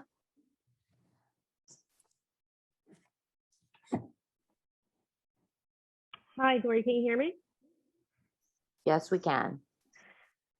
First, I want to thank everybody for the presentation. It was really very informative. And, I don't know, I'm not really quite sure how to say this, because as impressed I am about the courage that it takes to put forth a referendum to a community and an environment not unique to Watchung, right? People don't want to pay more money for anything because everybody feels like everything's too expensive. But as a parent and as somebody who's in business, to look at our schools and see that they're in such sad state that we're sending our happy children to, and our great teachers to every day is really, really disheartening. And I can't applaud you enough for taking on the courage to actually do this. To me, I don't even understand how it's an issue of debate. I think we should be doing more, frankly. If we're talking about $300 or less than $300 a year per taxpayer on average, and to see what we're getting for that is incredible. Spoken to George a bunch of times about, some improvements that should be made to the school, and completely recognize that our hands are tied because of funding issues. What you guys have envisioned for Valley View outside is incredible. I'm sure hopefully it will evolve even into something better as more people hear about it and want to see where it goes. I will tell you, I have someone in Valley View, and constantly I'm being told that it's depressing to go outside. There's literally nothing to do. There is actually nothing to do. And I would challenge anybody to tell me, don't even put chalk out there for the kids. How desperate can Watchung be? It is, it's laughable, but it's sad in reality. Again, another issue that cannot be debated is that schools increase home values. People come to Watchung for the schools. Yes, there are plenty of people who live in Watchung for a long time. I grew up in Warren, I moved to Watchung, I didn't go very far. But why do we come here? And when we talk to our friends, why did they move here? You move here for the schools. If we leave these schools in the current state and they continue to dilapidate, people just simply will stop coming to Watchung. You won't have to worry about people withdrawing from the schools because there's going to be nobody to send to school to begin with.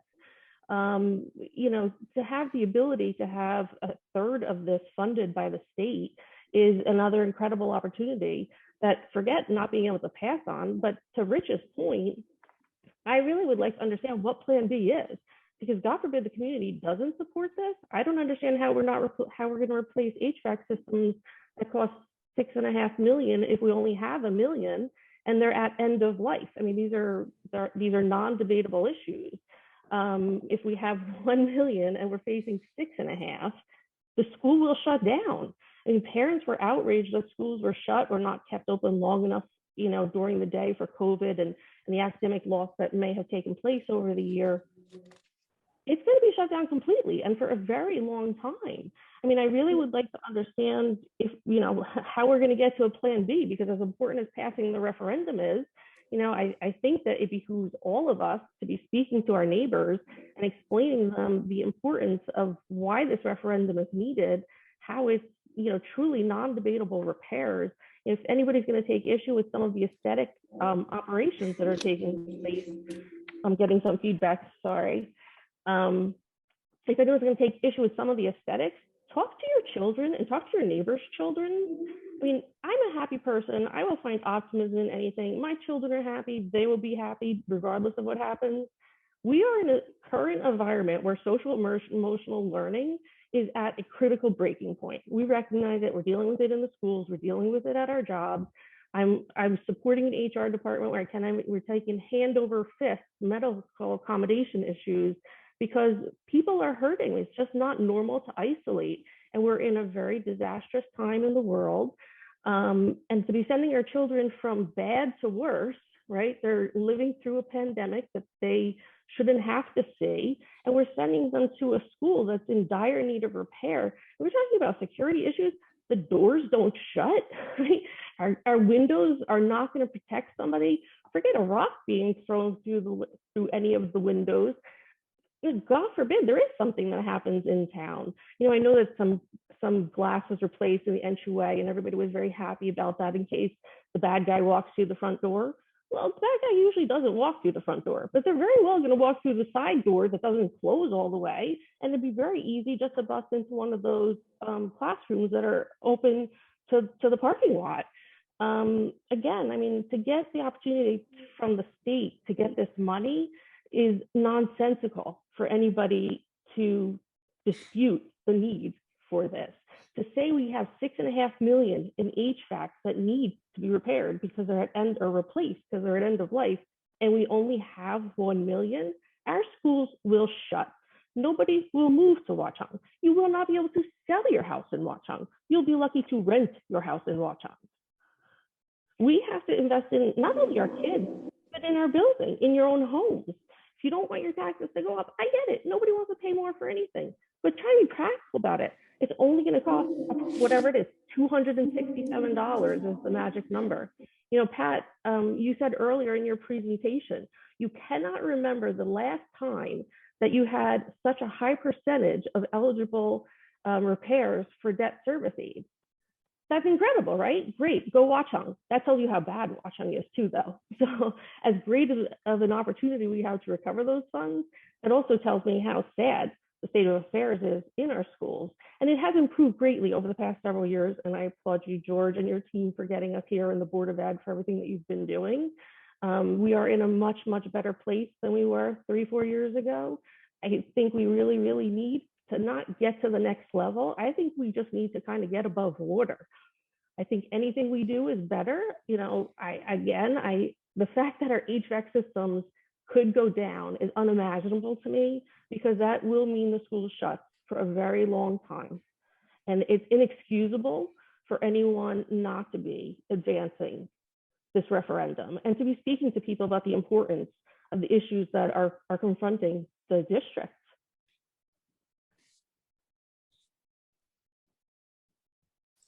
Thank you. I think we have another hand raised.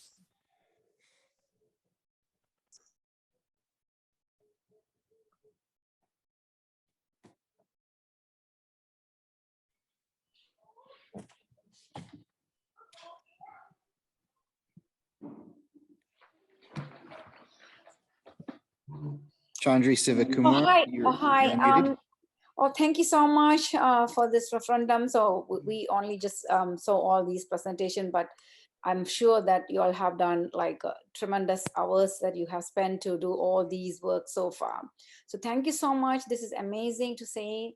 And it's very saddened the way she said, like when you walk to Valley View School, especially, this very depressing things due from the starting point to at the end. Like there is nothing to enjoy outside, to walk out, even to take off mass break or something like that. So this is amazing. Thank you so much for all of you taking so much effort to bring to this level. So hope we can definitely bring up that, solve these problems soon, and then can start over the project. All wish you all the best for everyone. Thank you.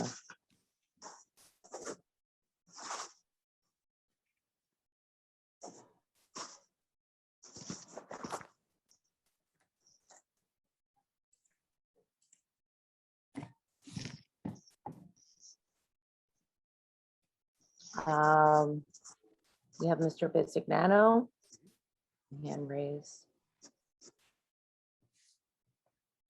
Where'd he go?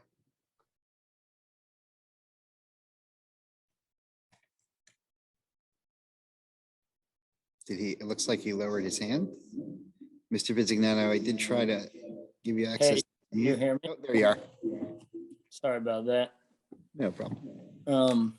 To ask you a question, from approval to that beautiful outcome that you laid out, what's the timeline on that? And if you said it, I apologize. Yeah, Pat, you're muted. Sure. Yeah. So we do have schematic approval. That's where we actually generated these numbers from. But we anticipate at least a 2-year window to get everything completed. It's going to take us, once the referendum has passed, it's going to take our A&E group some time to put the specs and the drawings together for public bidding. We do anticipate we're going to be able to do some projects for next summer, only because that design period will end up being much shorter. So we envision maybe perhaps some of the ceiling work, some of the flooring work, some of the ADA toilet and bathroom upgrades. We'll be able to do that for next summer. But we're saving I shouldn't say saving, it's due to the time or the timing of the referendum. We're going to have to do the bulk of your HVAC projects we'll start in the spring of 23 and complete them by October 15th of the same year. So the goal is over the next 2 years to complete all the projects. That's good. Thank you. Sure. Maybe a couple comments, if I may. Is that okay? I know I'd asked a question, but maybe a couple comments. Is that okay? I don't want to overuse my time. Sure. I'm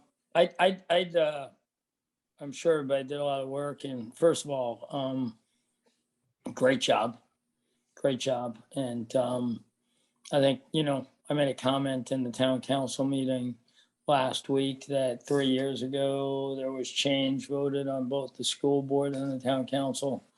And in my, in looking at everything, I think between the leadership of George and everyone here and this labor of love that you all have put in here, I think, we're in fabulous hands. I was surprised that it wasn't an 8-0 vote, but I'm not really sure that matters. So congratulations on your leadership from the superintendent to the board, and thank you. I'd probably debate the $267 increase. I think it's actually lower. If you think about what's been running through our operations expense, and then the few $1,000,000 of contributions made that was never in the operations expense. So I mean, it's fine to say 267, but anybody who knows who, I think that's probably the world's largest conservative view, because it did not take into consideration the few $1,000,000 of capital that was deployed and all the expenses we took on that had no benefit of state aid. But I'd say more importantly, there's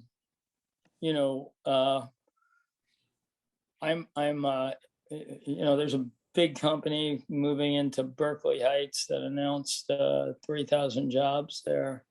And the number one thing that people relocating are asking about are schools. Schools. It's the number one thing. And schools will, you know, you guys have done a good job in moving it forward. And I think you've been a positive contribution to home values. But if people's children are their most important thing, probably their home, other than their spouse, is their second most. And this project will have such a powerful effect. If anybody does the research on the value creation on homes from a referendum, you'd see a significant increase that outperforms areas around it. I do think, as another woman said earlier, the state-of-the-art nature of this will definitely enlighten and brighten everything. And so, you know, I think, first of all, it takes courage to come up and talk about 267. On the other hand, you can't lead without courage. And what you're doing is providing leadership that this town needs, and investment in infrastructure that this town needs, and providing what children need. And you know what? It's not going to be my children because this is later on, but this is, I report it because every citizen, every resident should want to be proud of its school system. And so, you know, I think that, you know, it doesn't matter if you have kids in the system or not. If you want to be proud of the place you live, have a set of facilities that you're proud of. And those are state-of-the-art facilities, and we deserve them in Watchung. And, you know, I can't imagine anyone not wanting this unless they don't care about their home value and don't care about children. So that could be the only case. And if so, I think that's a very small minority, maybe 2% of the people.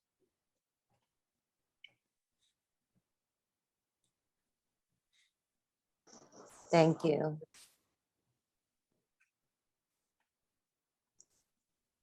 Any other questions or comments from the public? Oh, we have a hand raised. Kelly, you can go ahead and unmute. Good evening. Can you hear me? Yes. Yes, we can. Okay, so I just want to say good evening to everyone. I just want to say this was such a great presentation tonight. Mr. Barbella did an excellent job explaining everything. You know, you guys really did your research, and I'm just so excited that you all took the leap of faith to put this out there, because, you know, you want your school to be great, right? Because this is Watchung. And I'm just so grateful with everything you guys are doing to make certain that our kids, you know, have the best so they can be the best. So I just want to say you guys did a phenomenal job. And I am definitely for this. This is phenomenal. Thank you.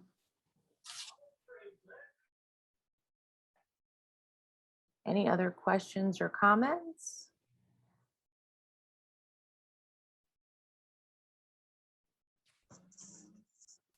Okay, I don't see any hands raised. Is there anything, Pat, or George, that you wanted to kind of close up with, or are we going to move on to the next part? I'm good, unless there are any yeah, questions from board members for the finance team or anything of that nature. Otherwise, we can let DRG and finance professionals go.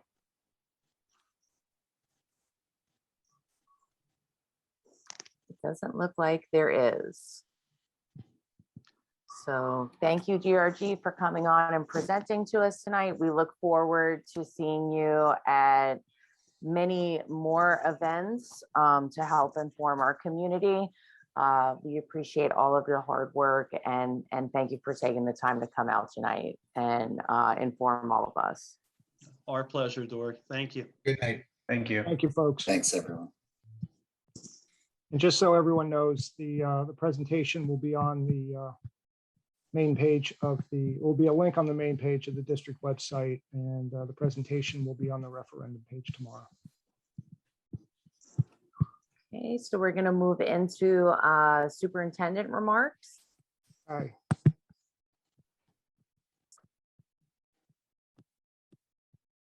All righty. First, I want to congratulate Ms. Sadbani and welcome her to the Board of Education. And there are a few items I'd like to highlight on the agenda and just some general highlights in the district. First, I'm very pleased to report that we have found a school nurse for Bayberry, and we're very excited to have that appointment on the agenda this evening. Second, as mentioned last month's meeting, we've been collaborating with the high school on preparing a survey on holiday observances during the school year. We've been working with the curriculum committee on this, and we'll hear more from Mr. Kraft during the committee update. We hope to gather feedback from the families for planning future calendars and instructional events. And we also are coordinating the timing of the survey with the high school and currently plan to send the survey out as soon as tomorrow afternoon. We also are collaborating with the high school on instructional issues and our continuing articulation meetings. During the PD days, our art and music teachers attended sessions at the high school, and we're in the process of scheduling regional articulation meetings for teachers and administrators. Principal Kidd meets with the regional principals, as I do with the superintendents on a regular basis, and Rich Pepe is talking with Tim Stiles, the business administrator at the high school, quite frequently. In addition, we're trying to coordinate having high school volunteers, high school student volunteers, participate in our aftercare program. Next, I want to mention that under the administrative section of the agenda, we have the emergency virtual or remote plan. This is a state requirement by law, Chapter 27. We did this back in May of 2020, and now it looks like each year we're going to have a plan in place, and has to be approved by the board and then approved by the Commissioner of Education. And send that to her through the county executive superintendent. And one thing to point out is that this is only for circumstances when the district is required or directed to close, either by a state of emergency, health emergency, or by the local public health official, but it has to be for a closure of 3 days. Currently, we are not allowed, like last year, because last year we were under the state of emergency, we were allowed to use the remote virtual days for snow days. Currently, we're not allowed to do that. That change would have to come from the legislature. Also, as mentioned earlier, FISERV has announced its intention to provide an after-school STEM enrichment program for the students of Berkeley Heights, where the company's office staff will be expanding significantly next year, and for the students in Watchung Borough School District. The plan is in its earliest stages, but more information will follow as it becomes available. The anticipated start date is tentatively September of 2022. We're very excited about this opportunity and very appreciative that our students will be the beneficiaries of FISERV's generosity. As a COVID update, I want to bring to everyone's attention that we've been advised of 4 positive test results in the last 7 days. It was very quiet until earlier this week. And that makes 10 positive test results for the year, though many of those arose before school opened on September 1. The numbers in our region and across the state continue to stabilize and are predicted to trend downward in the coming months. But the 4 recent cases concern us. And I want to remind everyone of the importance of following the health and safety protocols. With Teachers Convention coming soon, I also want to remind families that we continue to follow the CDC guidance on travel and are requiring unvaccinated students to quarantine. We remain grateful for everyone's support and as we try to ensure the safety of the students and staff. Today, we had an unfortunate incident with bus delays because of an accident on 78 that was out of the control of the bus company and any of the schools. It affected the high school and us. But despite that, the bus transportation has improved since last month. And I again want to thank Mr. Pepe for his hard work resolving many of the issues. I'll turn it over to Ms. Datota at this point. There she is. Thank you, Mr. Alexis. It's been an exciting beginning of the school year for all of our special programs and services, which include our district preschool, our special education programs, our speech therapy, occupational therapy, and physical therapy related services, our English language instruction and services, and our Section 504 services and accommodations. Our child study team case managers and our 504 case managers have been meeting with parents, students, and staff to facilitate a smooth start to the school year. The Department of Special Services will resume our monthly parent meetings in November. These will continue to be held in conjunction with our CPAG. The meeting information will be posted on our district website and will be included in our weekly community announcements. Thank you to our CPAG for continuing to collaborate with us to support our students and our families.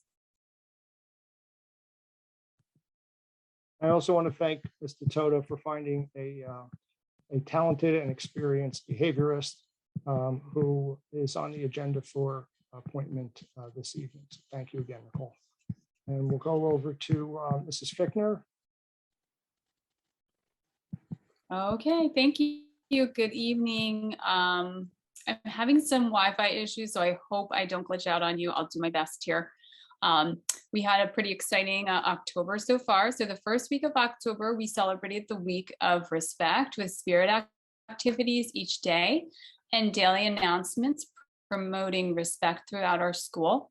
One of our spirit days was especially interesting, Respect and Celebrate Diversity Day, where students wore colors and clothing that reflected their culture and heritage. So proud of their heritage as they shared with their teachers and friends about their clothing and how it was important to their culture. We have also been celebrating National Hispanic Heritage Month with a variety of activities. Important people, interesting facts, and music were shared during our morning announcements. In the classrooms, students have been exploring Hispanic culture through read-alouds, journaling, writing activities, crafts, and guest readers. Our special area teachers have also been highlighting important Hispanic people and events related to their discipline. We had an exciting assembly. It was so nice to get back to an assembly. We did that outside. It was really nice with Fire Safety Week. We had an assembly with firefighter Chris, who taught our students about the sounds of fire safety. They also learned about the gear and the equipment that a firefighter wears to keep him safe. And finally, our kindergarten students were treated with a tour of the fire truck. Exciting stuff. Students have completed their iReady diagnostic assessments, and we are preparing those score reports to mail home as soon as possible. And during our in-service, our teachers worked hard collaborating on analyzing their iReady data and additional pre-assessment data to plan for differentiated instruction and setting learning goals. And finally, on September 24th, we celebrated Duchene Awareness Day and honored Jalen, a 4th grade student at Bayberry with Duchene's. The whole school wore red and participated in a 0.1K walk in front of the school. And our walk ended with everyone chanting and cheering in support of Jalen. Due to the generosity of our families and staff, we raised over $150 to help end Duchene's. Thank you, everyone, for your donations. Thank you.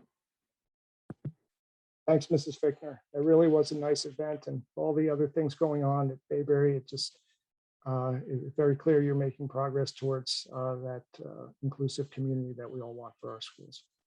So I'll move over to Mrs. Kidd now. Good evening, everyone.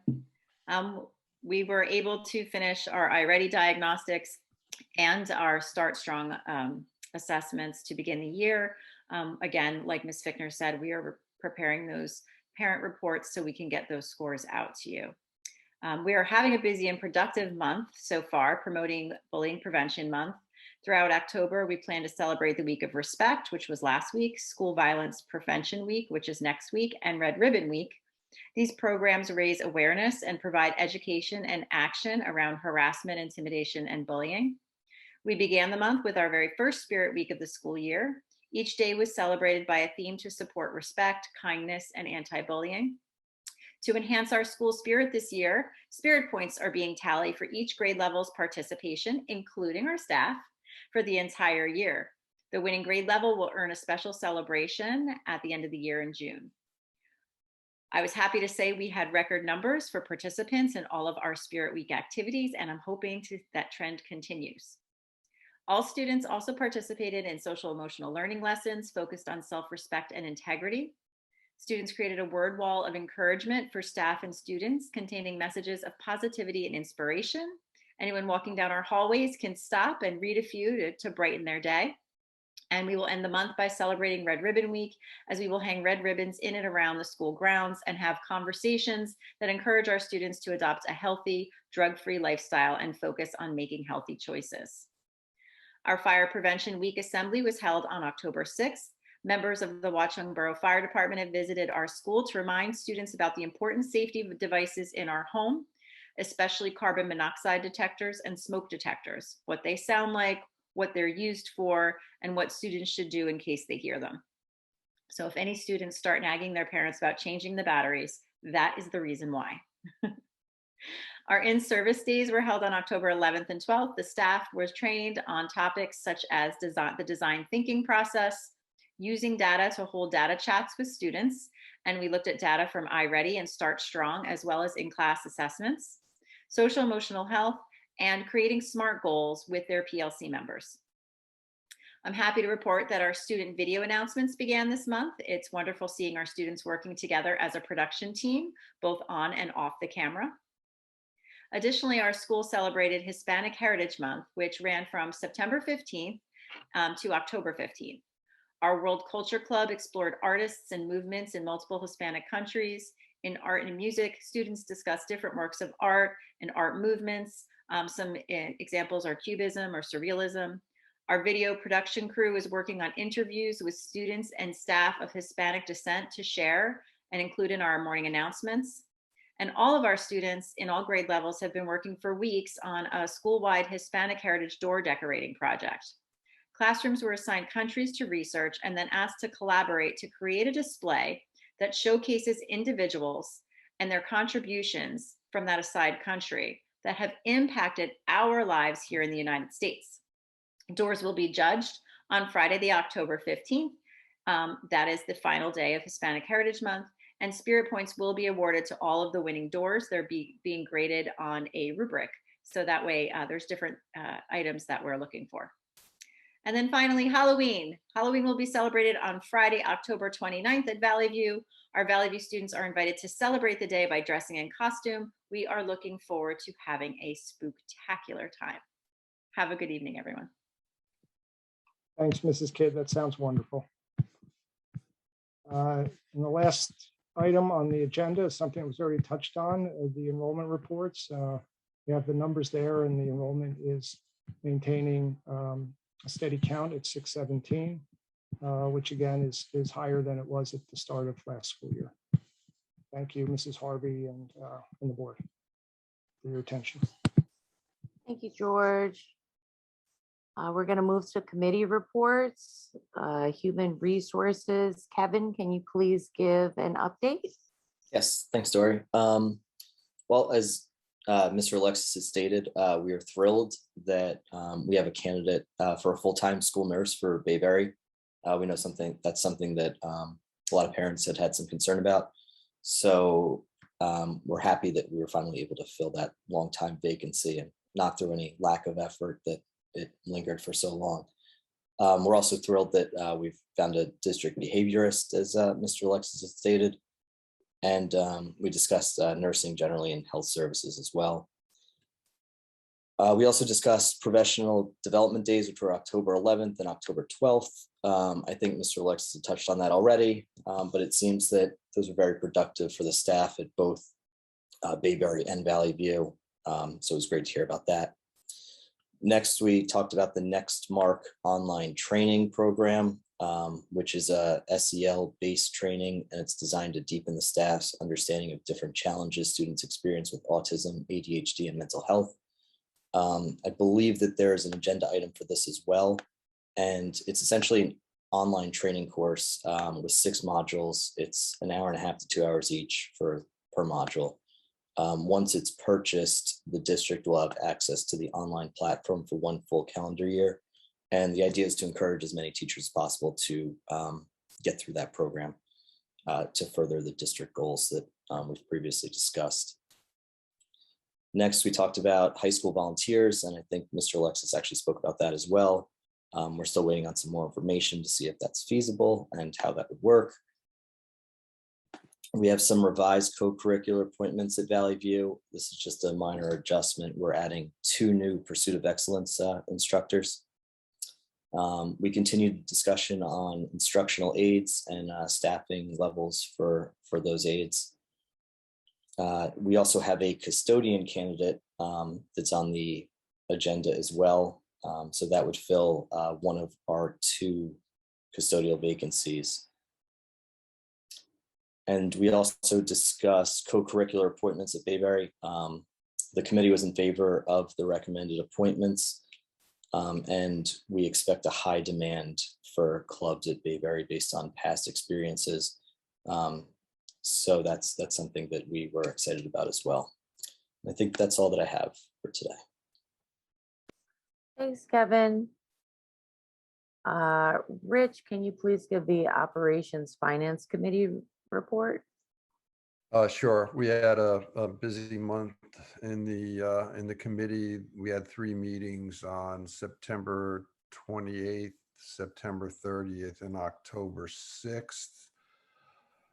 Mostly all of the meetings had to do with getting the team together and putting together the presentation on the referendum. And I wanted to thank, the administration, our bond counsel, and especially the engineer and architects team and finance council for that. I think it was a lot of work, and we appreciate their effort. And the other big issue that we discussed with the administration, our superintendent and our business administrator, was what they were doing to improve the bus situation. And you've all gotten updates on that. Thank you. Okay, thanks, Rich. Adam, can you give us the Curriculum Committee report? Sure. We met last Thursday and we discussed the survey regarding the religious holidays that Mr. Alexis mentioned. We were in favor of sending it out and also asked to include Juneteenth as an additional option.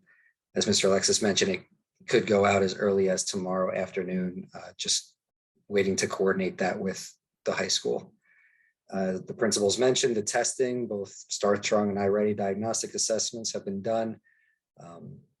There were concerns expressed about communicating with parents in advance of letters going home with recommendations for basic skills or for CST evaluations. This was based on historical issues and the recent basic skills letters being sent home without teachers having a conversation with parents. The principals listened to the concerns, they understood, they addressed the feedback, explaining that improved communication and family engagement are goals for this year. We discussed National Hispanic Heritage Month, as the principals mentioned. I was really impressed with how they integrated it. The staff was able to integrate it throughout the month and throughout the different classes. It wasn't just a single presentation. It was just throughout all of the classes throughout the month, which was great. Math classes at Valley View, the assessments are both online and through traditional paper and pencil. We just discussed the online test and the appropriate balance to be struck. Mr. Alexis explains the internal process of determining the need for quarantines and notifying families. Teacher conferences. Bayberry will have in-person meetings with virtual options. There will be afternoon and evening conferences. Parents will be able to sign up through Genesis. Valley View will have full days without traditional conferences. Instead, in-person and virtual meetings have been taking place already and will continue throughout the year. And the goal is for at least 1 meeting for every student. As for gifted and talented screening process, the principals met with the SOAR teachers to determine whether the selection criteria should change. Teachers were in favor of keeping the existing indicators in place for now, but are mindful of the number of tests students are asked to take. One recommended change for next year is to administer the cognitive assessment test to all second graders. There also is interest in a science/STEM fair. The principal's overall goal is to articulate the program among grade levels and differentiate instruction for students. We had an update on diversity, equity, and inclusion texts. Mrs. Fichtner is working with staff to determine grade level appropriate selections, and will be drafting a request for a grant request for texts that teachers would like to include in classroom libraries. Mr. Alexis mentioned the Chapter 27 emergency virtual or remote instruction program. We got the updates from Mrs. Datota tonight on special ed. We'll get more from her at the next curriculum meeting. And then we just discussed the board goal on shared vision, and really just understanding that the vision that we have, that Mr. Alexis has created, is really the joint vision for both, the administration and the board. Talked around maybe coming up with a shorter motto, but for now, that's our vision, which I wholeheartedly support. Also wanted to just talk briefly about the tech enrichment program. Mrs. Harvey attended a meeting that included the Berkeley Heights Board of Ed president and superintendent. And so just give you a few notes from that. So Fiserv, as we've heard already, is creating a free after school technology program focused on K-8 for both Watchung and Berkeley Heights public school students. Some areas that are going to be offered are how to build a computer, girls who code, and the importance of technology. The start date is going to be September of next year. Fiserv has created programs like this in other districts, so they have experience. Fiserv would also like to build a program around the needs of both public schools, so there will be communication between the curriculum committee and Fiserv. The program will be held at their facilities at the Connell Development in Berkeley Heights. Transportation will be worked out. Again, meetings regularly with the curriculum committees of both schools, the superintendents, and technology representatives throughout the year. And also, Fiserv has partnered with Rutgers Newark on the program, and we'll have them write the curriculum, which we love to hear because we have enough on our plates. So that's great. We'll provide the input, make sure it aligns with the curriculum in our schools, and then they will actually do the writing for us. And creating the collaboration between school districts and students supports diversity and inclusion. So we're really excited about it. It is going to be a tremendous program at a state-of-the-art facility for a Fortune 500 company. It is an opportunity that very few have, and it is amazing that our students will have that opportunity. And that is all I have. Okay, thank you, Adam. Joe, can you please give the policy committee report? Sure, thank you, Dory. So the policy committee met this past Monday, the 11th. On the agenda for this evening, we have one second read, which is a policy for school employee vaccination requirements that was state mandated that we spoke about at the last meeting. And then we have two new first reads for one policy and one policy and regulation. The first is a policy related to the emergency virtual remote instruction program. In essence, Mr. Alexis touched on that earlier in his comments with regard to during COVID in the emergency situation in which snow days could be done virtually and count. That is no longer the case. And this policy has, basically implications related to that to codify it. And then separately, also another mandatory policy and regulation has to do with revisions to the regulation pursuant to sexual harassment of students. In essence, the required revisions have to do with creating, which I think is a good thing, more prescriptive process by which such claims are addressed and dispositioned. I wanted to just hand it over for a moment to Mr. Alexis if he wanted to comment on it at all. But I do think, it sets forth, greater detail than the previous policy and regulation in terms of what's expected in the event of such sexual harassment claims. Yeah, thanks, Mr. Barbelli. It basically arises out of the new federal Title IX regulations, which revise the definition of sexual harassment of students and create very detailed and correct, very prescriptive procedures, and a bit cumbersome, I have to say, for how public schools must respond to allegations of sexual harassment. This is separate from the HIB law, the state HIB law, and what I'm hearing and reading about these Title IX regulations is that they weren't really designed for elementary and middle school. It was really a post-secondary kind of set of regulations, but it is, regardless, we are required to follow them, and we will. And I guess the only thing I really want to point out for the public is that this is a policy required by law. It's not one that's being adopted because of some type of problem or issue we're experiencing in our district. Thank you, Mr. Alexis. And that's it for the policy committee. Okay, thank you, Joe and George. We're going to move on to board liaison reports. Rich, is there anything as the legislative liaison? Yes, there are a few things. The first is there was a law passed that was a grant to enable school districts to apply for funding and resources to implement annual depression screening programs to identify students in grades 7 through 12 who are at risk of depression. It's $1 million grant.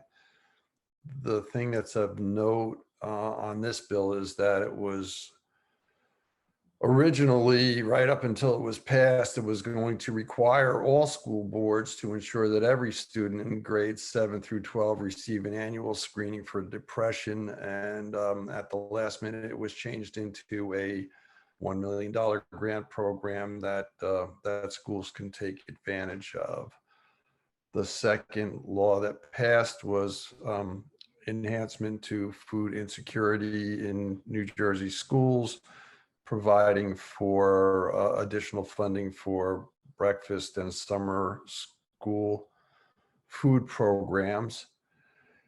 And the last one, which is incredibly, opportunistic and timely, is that the governor signed a bill for STEM opportunities for young women and minorities.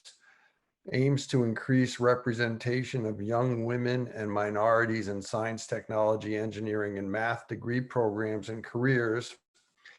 It directs the New Jersey Department of Education in consultation with the Federal Office of the Secretary of Higher Education and the Commission on Science, Innovation, and Technology to develop and administer an outreach program to encourage young women and minorities to pursue post-secondary degrees and careers in STEM fields. They want to provide an outreach program for elementary and secondary school students, especially young women and minorities, with opportunities to increase their exposure to the STEM fields. They will also establish a STEM mentoring program and create programs to increase the recruitment and retention of underrepresented faculty in STEM focus areas. So I think this is especially timely with the announcement of the Fiserv, Rutgers, Berkeley Heights, Watchung partnership on STEM and technology education that will begin next year. And I know that that the proper committees will work with the New Jersey DOE and the Federal Office of Secretary of Higher Education and the Commission on Science, because we already have a great head start on this. So I'm really excited about that. Thank you. Thanks, Rich. Adam, Amber, anything for community engagement? Amber, anything? If not, I'll have a couple things. I just want to go over the meeting we had with Idea Committee. Asking, yeah, exactly. That's all. Yep, that's what I was going to mention. We had a great meeting with Tanisha from the Idea Committee. A lot of great energy. She shared with us the different groups where she shares job postings. We want to make sure we have a diverse candidate pool.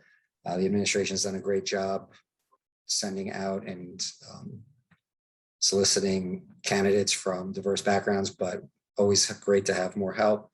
Tanisha's great there. The Idea Committee is great there.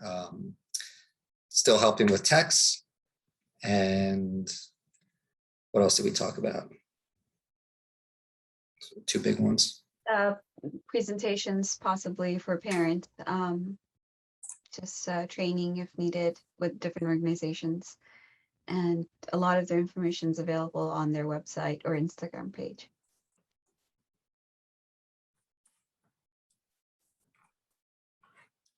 Are you guys done? Yes, we are. Yeah, okay. All right, thank you both.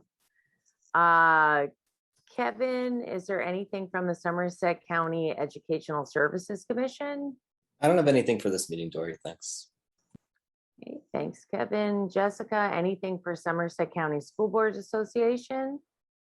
Yeah, so unfortunately, their first return to in-person meeting is tonight. It's a hybrid, so there will be a tape, which I'll watch and report back at our next meeting. Okay, thank you, Jessica. Amber, anything from New Jersey School Boards Association? Yes, they met on October 1st and just talked about regular board business and going back into session. And a couple of things were the workshop 2021, which is in 2 weeks. The programs will address topics such as social emotional health, equity, and data security. The other thing is they will return to their headquarters on October 4th, and all staff will return to the NJSBA headquarters in Trenton. They will operate on a hybrid schedule with all employees in the building Monday through Wednesday for collaboration days, and then mostly working remotely on Thursday and Fridays. So if anyone wants to head down to Trenton, just keep that in mind. And that's it. Okay, thank you, Amber. We're going to move to community engagement. Mrs. Roberto Ferrara, is there any update from the PTO? Good evening, everyone. Currently, the events that we have going on with the PTO is Spirit Wear. We still have Food Truck Fridays, so come visit us there. We have the fall fundraiser. Information was all sent homes to the families. We have the yearbook for Bayberry going on. The school store, we need parents to sign up using the code 160136. We have Amazon Smiles going on, birthday signs, and our next meeting is going to be this coming Tuesday, October 19th at 7:30 p.m. And as always, we're always looking for volunteers, especially the Valley View and our lunch shifts. So if you're interested, please visit our website at www.watchungpto.com and sign up. That is all. Thank you.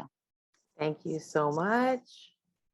Mrs. Kokiata, is there an update for WEF, or is there anyone on for WEF?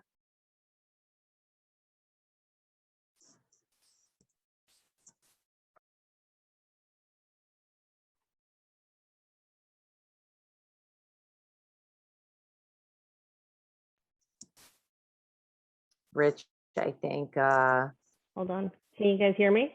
Yeah, now we can. Okay, great.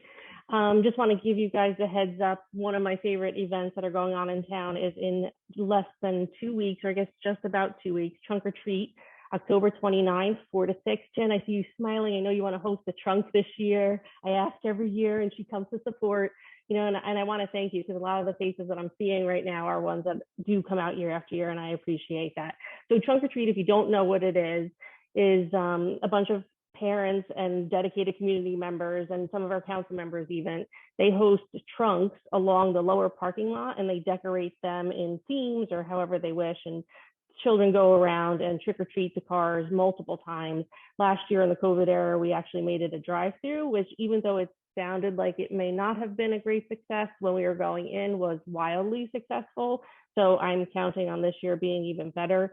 WEF typically raises around $2,400 from the event, and really it's just nice to see everyone in town smiling. So it is a great, great event. If you buy your wristband pre-sales, you also get a lucky chance to win a raffle to dinner. So that's something new we're doing this year. In addition, for candy collections, we're doing a contest at Bayberry School. The classroom that collects the most candy donations will get an ice cream party. So I hope that you guys can join us on October 29th. And you don't have to wear a costume if you're an adult, but the kids all do. So feel free to participate. Thank you so much. Ms. Newsome, or is anyone on from CPAG for a CPAG update?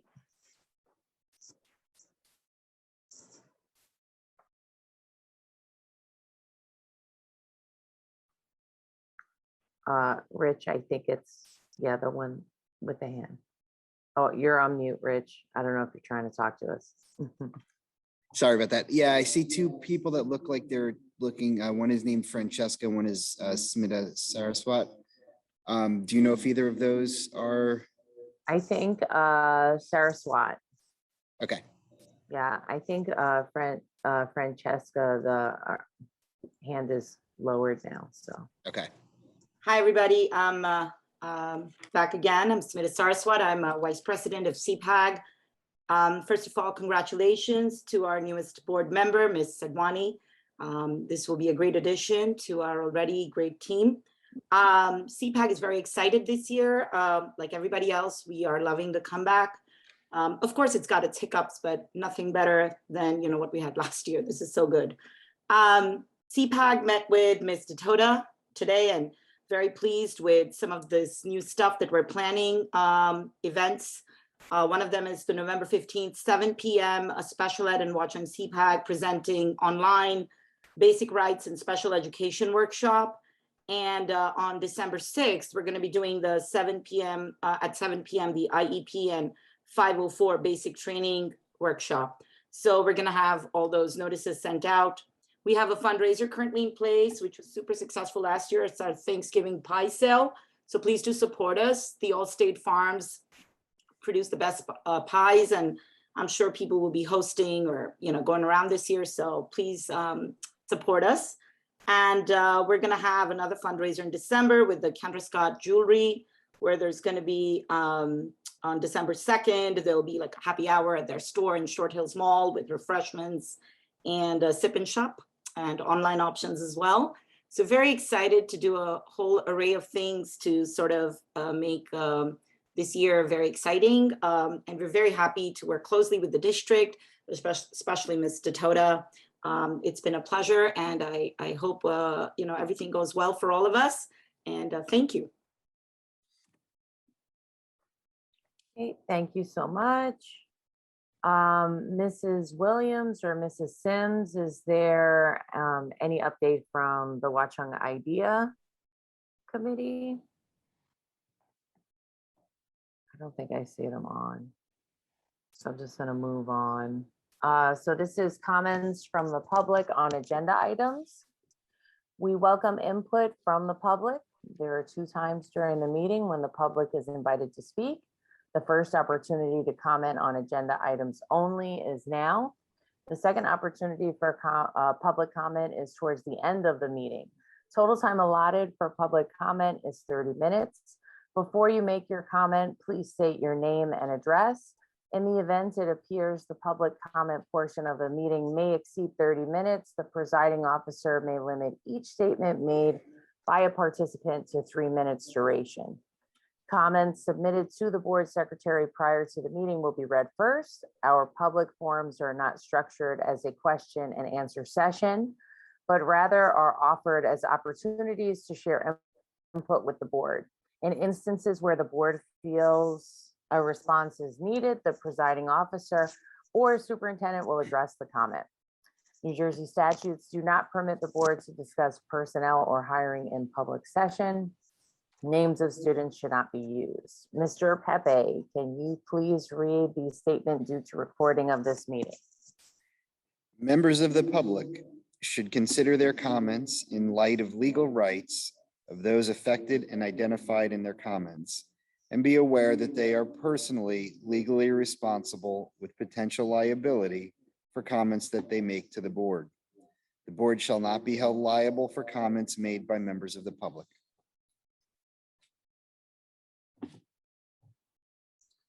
I think we have Bruce Ruck.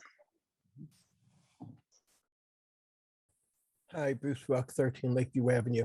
I did not, and I apologize, I missed some of the comment that was made about the depression screening. I just want to make one comment about it.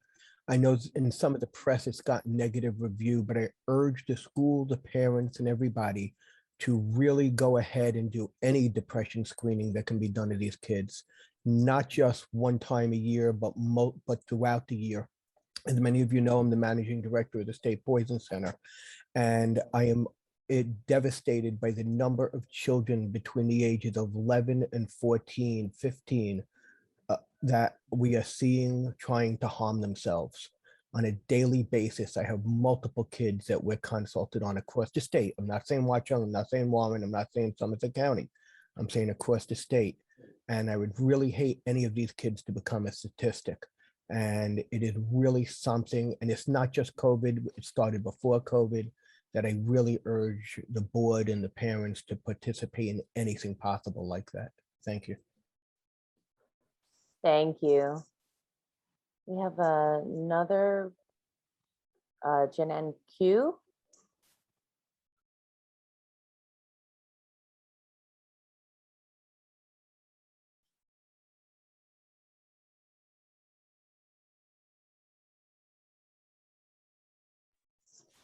Hi, can you hear me? Yes, we can. Okay. So good evening to everyone. I wanted to make a comment about and hopefully get some clarification on the upcoming diversity survey that's going to be taking place. And the clarification I think that the community needs is to what are you going to be doing with the data that is gathered from this survey? Is this survey anonymous? I don't think, I was hoping tonight to hear more about the details of the survey. I think that this can be very intrusive. I want the community to be aware that this survey was born out of a petition by the Muslim, Hindu, and Jewish Coalition of Watchung Hills. And this petition garnered over 600 signatures from the community and was submitted to the Watchung Board of Education. You have to realize this petition was asking for school holidays for religious minority students, specifically the Muslim students and Hindu students requesting Eid and Diwali off. I believe one of the community members that spoke up tonight about the referendum, Smita, who's an educator and a resident of Watchung, and I'm sorry, I didn't identify, I do live in Watchung, I live in Deer Run, sorry about that. She said that kids are ultra sensitive, and I couldn't agree more. So here you have a mandate for diversity, inclusion, and equity that has been put forth not only by Watchung Hills, but by you guys as well. And now the most vulnerable of the vulnerable students have come forth with a petition and have spoken up and said, we don't want to be seen as invisible anymore. Now, what is our response as a community? Is our response, well, we need to think about this. We're not sure that you deserve diversity and equity. I know a lot of people talk today about the impact of infrastructure on our property values and how our community gets seen. I'd like everybody to think about, how does our community get seen when we deny students diversity, equity, and inclusion? And I'm talking about meaningful equity and inclusion. I ask all of you who come from a majority faith what it would feel like for your child not to be able to celebrate their holiday or to feel in some way disadvantaged. This community is already vulnerable. And I think that this survey is very dangerous. And for that reason, the community has spoken up and is boycotting the survey. That's not to say that you won't get some community members that will participate, but the idea of the survey is antiquated. Other schools may have done this in the past, but that's exactly it. It's in the past. I'm confused as to why Juneteenth is included on this survey when it's a federal holiday. So I'd like some clarification. I hope that the board responds to these comments because it's really important that we all know more about this. Thank you so much. Thank you. I did want to stress just from the curriculum committee that the survey is all the information that's going to be collected is not going to be made available, the names or anything like that, to anyone. So I did want to stress that. I didn't know if Mr. Alexis had anything to add to this, or am I moving on to the next person? Well, I just said yes. Any survey responses would remain confidential. It was the decision and recommendation of the committee to gather this feedback so that we could make sure we're meeting the needs of the community. I understand the perspective expressed, but this was the decision to move forward and align it. And we've also, over the last few years, aligned our calendar with the high school calendar. And so we are collaborating in this survey and the timing of it. And we're going to gather the feedback for future planning purposes to see whether or not the board would like to add these holidays, add some or all of them to the school calendar. Thank you. Thank you, Mr. Alexis.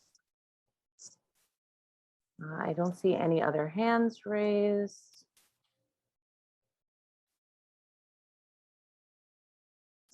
Or maybe, I don't know. There we, okay, there's one hand raised. Hey, this Kelly Newsome, 15102 Diamond Court. Quick question. Do you remember when was the last time we actually had a full-time nurse prior to this nurse that you guys are bringing in tonight?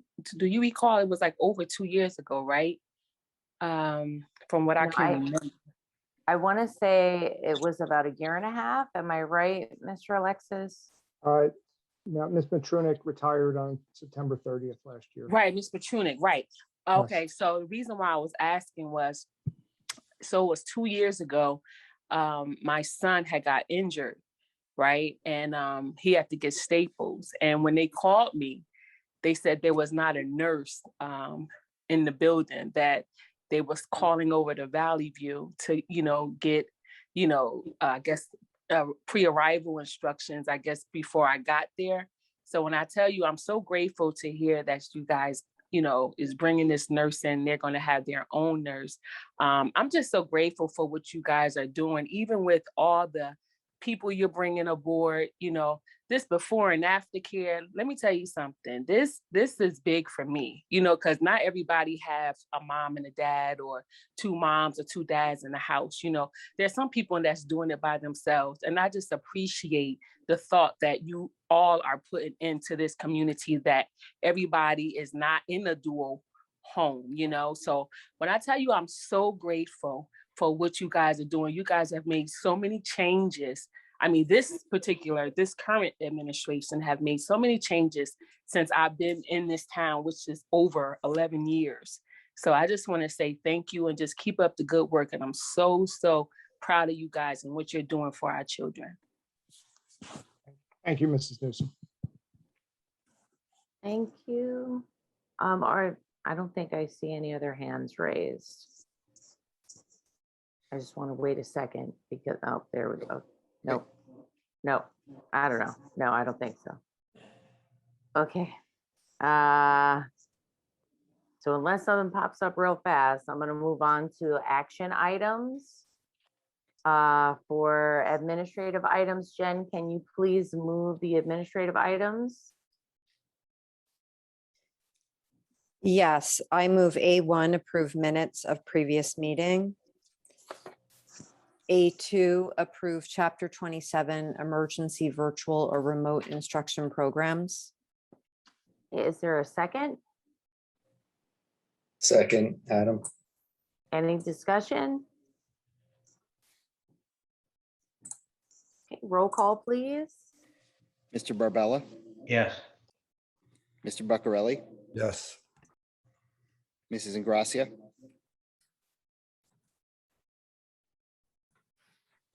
I'm sorry, yes. Mr. Kraft, Yes. Mr. McDonald, Yes. Mrs. Murad,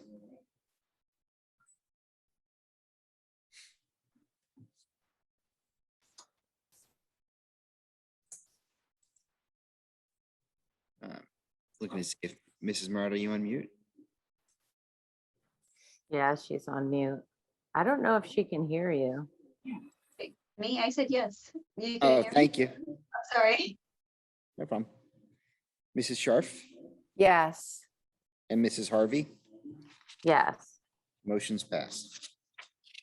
Okay, Kevin, can you please move personnel items? Yes. I move personnel item B1, appoint elementary school nurse. B2, appoint district behaviorist. B3, appoint Bayberry custodian, second shift. B4, appoint before and after care staff, revised. B5, appoint Valley View co-curricular, revised. B6, appoint Bayberry co-curricular. And B7, appoint district substitute. Is there a second? Second, Rich. Any discussions? Roll call, please. Mr. Barbella, Yes. Mr. Buccarelli, Yes. Mrs. Ingracia, Yes. Mr. Kraft, Yes. Mr. McDonald, Yes. Mrs. Murad, Yes. Mrs. Scharf, Yes. and Mrs. Harvey, Yes. motion's passed. And Rich, can you please move operations items? Sure. I move item C1, approve payment of bills. Item C2, approve transfer of funds. C3, accept financial reports. C4, approve agreement for bond counsel services. C5, approve special education services agreement with Search Learning. And C6, approve contract with Next Mark. Is there a second? Second, Joe. Is there any discussion?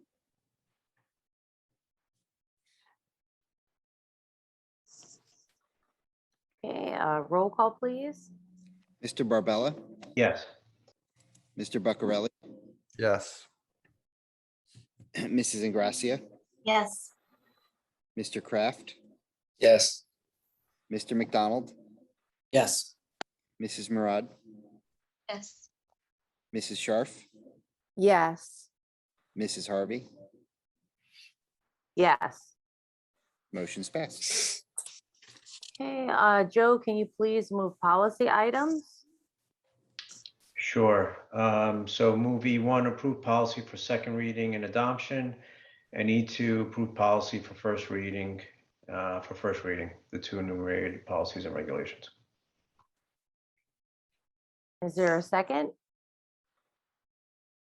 Second. Any discussion? Roll call, please. Mr. Barbella, Yes. Mr. Buccarelli, Yes. Mrs. Ingracia, Yes. Mr. Kraft, Yes. Mr. McDonald, Yes. Mrs. Murad, Yes. this is supposed, oh, geez, sorry about that. Mm. Copied the wrong list. I apologize. Mrs. Sharp Yes. and Mrs. Harvey. Yes. Did I miss anybody? No, good. Motion's pass. Okay, is there any board business to discuss? I do have something, and I'm sorry, I know this is a long meeting, it's quick, but there are two kind of virtual procedural items that I think are just unresolved.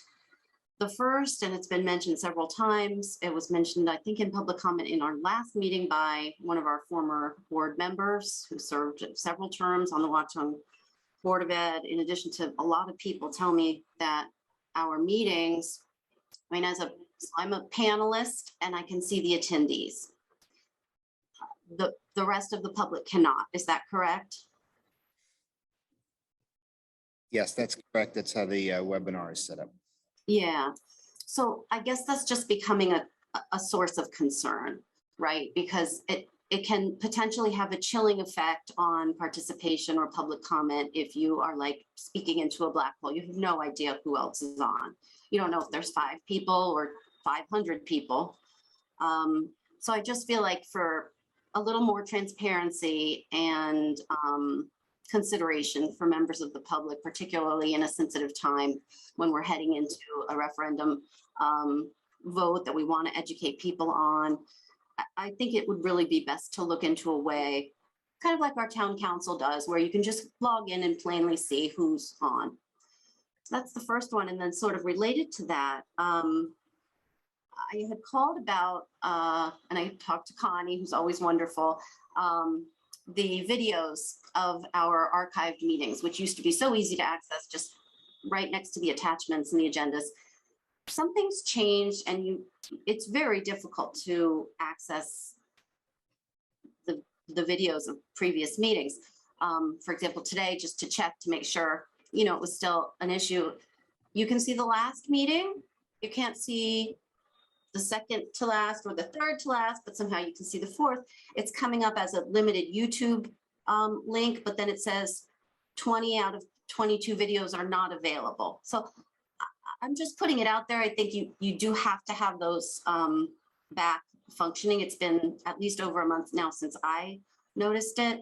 And, again, in a time when we're asking for public engagement on a crucial vote, people do want to go back and review things at times, and then they need to be made available. I just want to comment and say I recently went on our website and I was able to access all the videos that are there for everyone and see everything. So I don't know. And just to make sure I'm not completely mistaken, they're in a completely different format as they had been in the past. And they now open up a YouTube link, except for one that's right there as of today. Then that was the last meeting. I mean, it has changed substantially. Can you Yeah, address that? I can clarify. So it's kind of confusing the way it looks. We've migrated all of the videos to YouTube because the way we were doing it wasn't sustainable and we were going to run out of space. This is a mechanism that's used to make sure that we can continue to archive and not lose the old ones.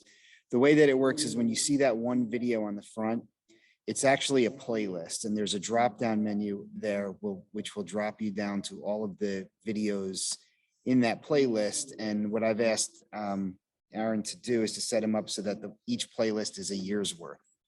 So when you're in the 2018, 2019 year, well, actually that's a bad one because we didn't have videos in. When you're in the 2020, 2021 year, you would see all the videos from that year in one playlist, but you'd have to click the drop down and then scroll to select the year. Yeah, understood. Thank you. I just want you to know that when I go into the drop down menu and you pull them down, a large percentage, 20 out of 20 something are not available. So you see that they must be loaded, or I'm not that technical. So but they don't play, that they're not there for me. We'll look into that. All right. Thanks, Rich. Okay. We're going to move into comments from the public. Sorry, real quick. Oh. Just on Jessica's other point, is it possible to show the participants? To the participants? So the way webinar works, no. What we would have to do is stop using the webinar feature and go back to a traditional Zoom meeting. The reason we're using webinar is we had a concern about, there were two major features of the webinar that made it advantageous. One is the ease of which we can have people mute and unmute when you're in a meeting. You either mute everyone or you don't. And so in order to mute the public, we have to also mute the board members, and then they can't unmute themselves. And we have to, you know, every time a board member wants to speak, Aaron would have to, well, at the time it was Manny, would have to unmute them. The second thing is the limit. So with the traditional meeting with our service, we only had a maximum of 100, and we had two meetings where we exceeded 100 participants, and we were concerned about not allowing that to happen again. And with the webinar feature, we have a maximum of 500. So those are the reasons we're using this feature. Unfortunately, as far as I know, we'll look into this, but as far as I know, it's webinar is designed so that you can't see attendees. That's how Zoom designed this program. But we'll look and see if there is a way to you know, change the settings so that you can. One thing I did want to also point out is that the number of participants is listed in the minutes. I know that doesn't help during the meeting, but just so everyone knows when you do check the minutes, it does tell you how many members of the public were there. Yeah, and I recall us having that practice for years. Is that required by law? Is part of like the sunshine laws or something? Because we did always do that. Putting the number of meetings, recording it in the minutes. Oh, I think that's still done. I thought, Rich, you did that. I just was trying to confirm that's required for us to do. I actually don't know if it's required. I've never been anywhere where they didn't, so I'm going to assume it probably is. I will look into that. Okay, thanks. And if I may add, Rich, I thank you for explaining that the way you did. And I do remember it was very difficult for all of us when we had to ask to be unmuted, being home, being in loud homes with children. I like it this way that we have control of it. I don't know if it's something we could look into of announcing how many people are on. But I like the way that this is run. I've been on other ones where anyone can come off mute at any time and turn their camera on. And I don't know if that's the best way to run an efficient meeting.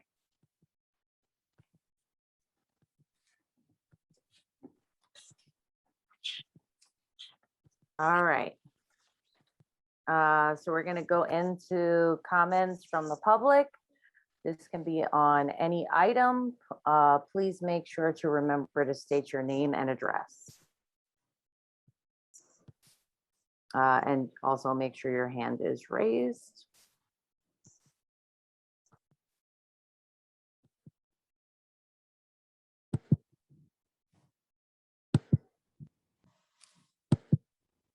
What is that sound? The telltale heart. I know. We have one. Anthony and Gracia.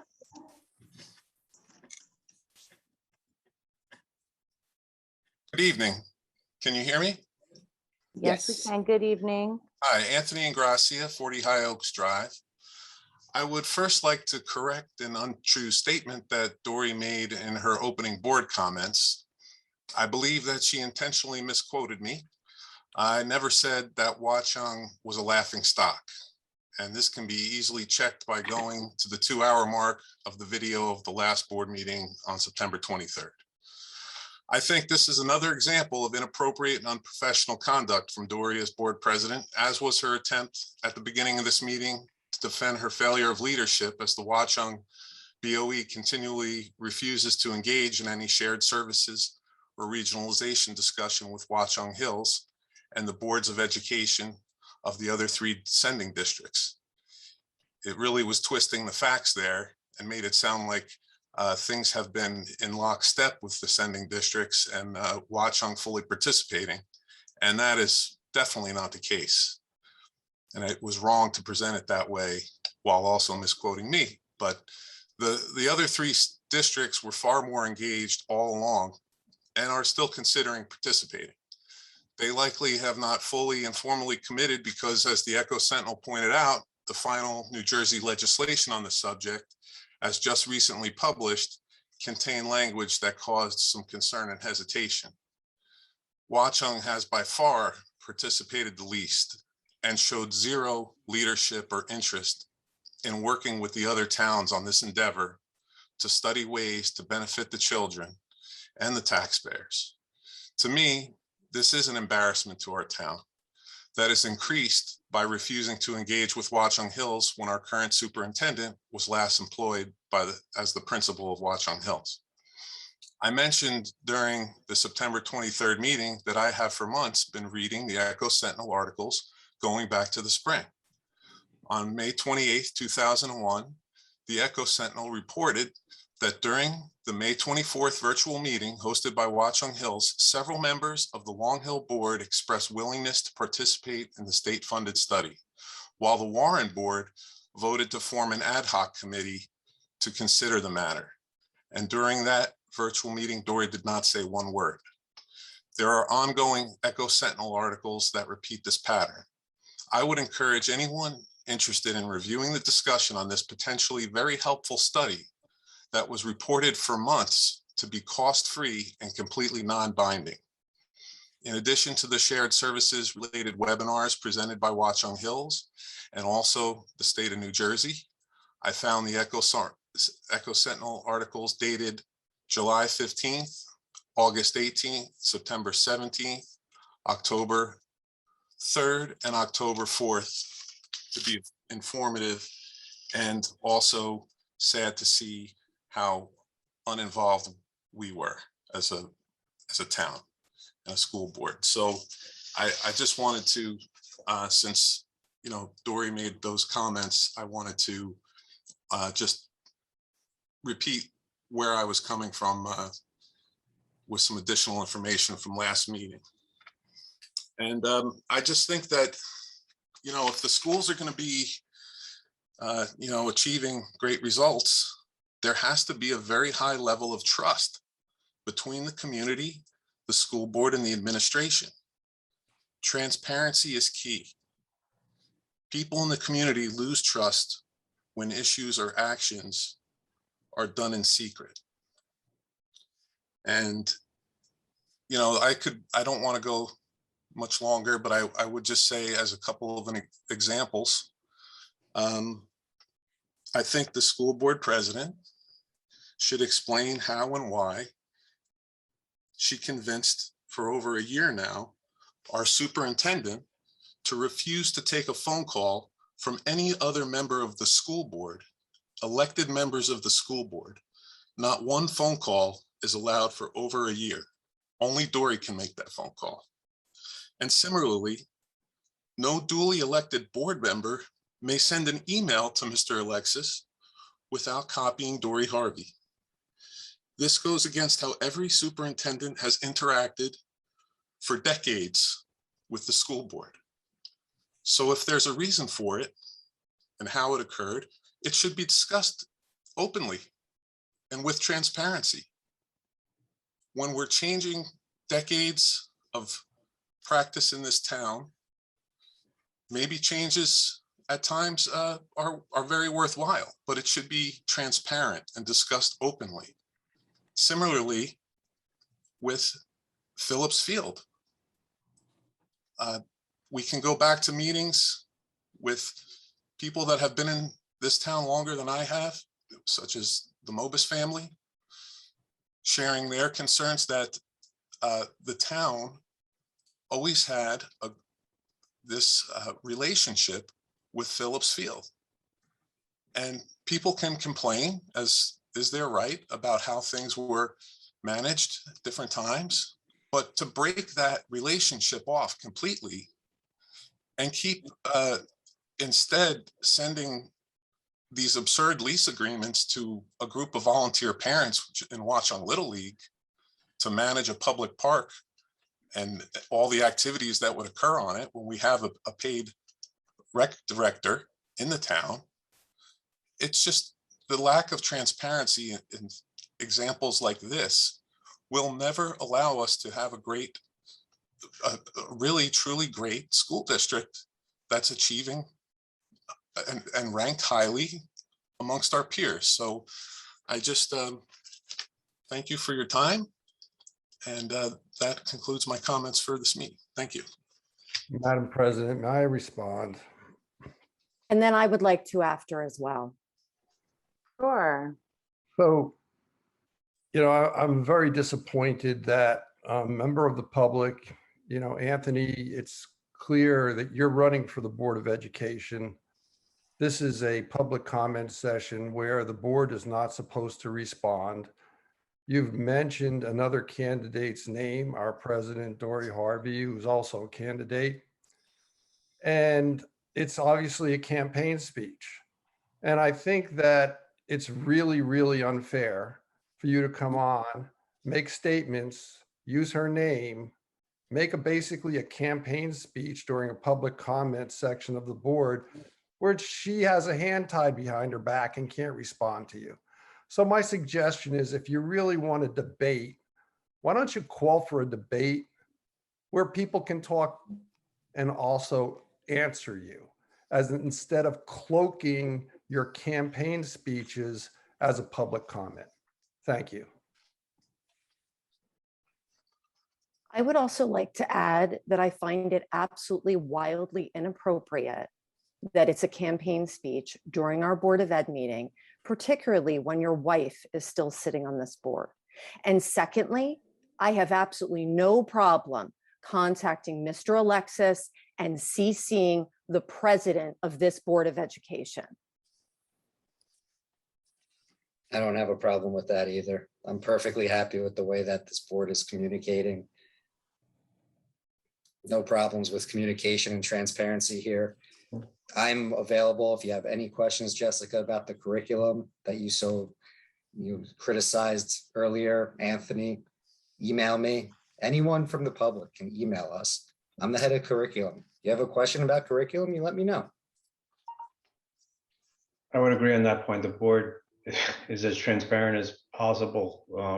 I don't have a problem. I corresponded with Mr. Alexis today via email when we need to. So on that point, I do disagree. We're pretty open and never had problems. I'm sure Mr. Alexis doesn't want to speak to each of us because his job is difficult enough, but we've never had a problem with regard to transparency on that note.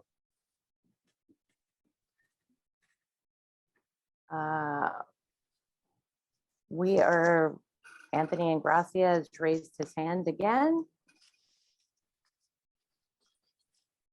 Hi, can you hear me? Yes. Anthony Ingracia, 40 High Oaks Drive.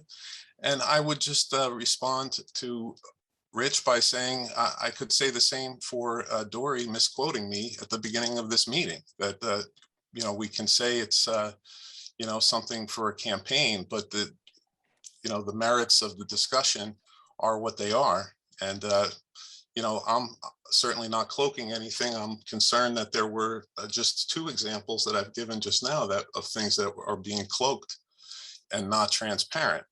And while it's fine for Adam Kraft to come into town more recently, or Dory or others, and think that it's fine that decades of precedent are torn up, basically, I would suggest maybe going and talking to past board members, people that served on this board decades ago or more You have recently. to live in town for 20 years to know how to be a productive member of a board of education. Is that what you just said? Before you shred, Adam, point of order.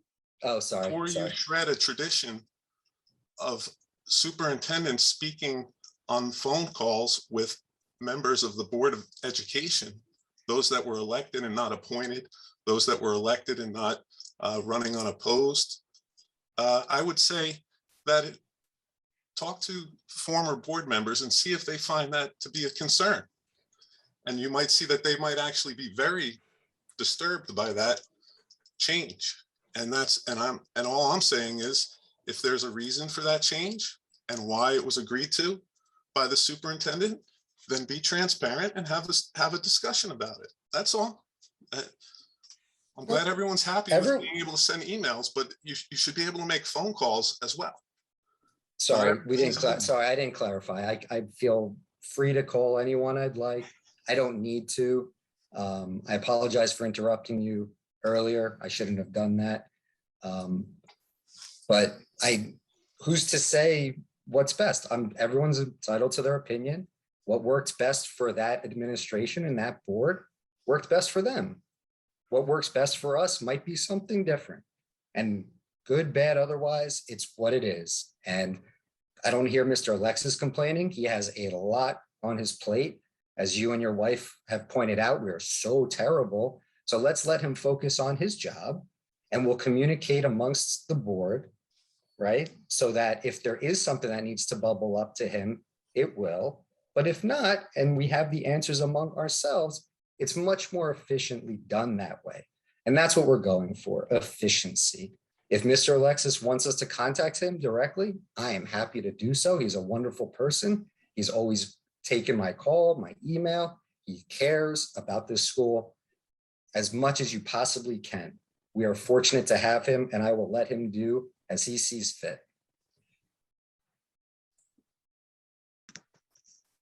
Okay, are there any other hands raised? Anthony Gracia has his hand raised again. Anthony Madam Ingracia. President, point of order. This is turning into a debate. This is not what public comment is for.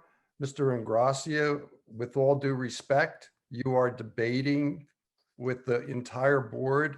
You are a candidate for the Board of Education. I would suggest that we cut this public comments off now. My only comment was that I am not, no one said anyone was so terrible, Rich. Excuse me.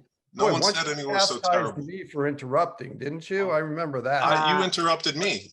Rich Pepe, can you please mute? Comment. Can you please mute? Thank you.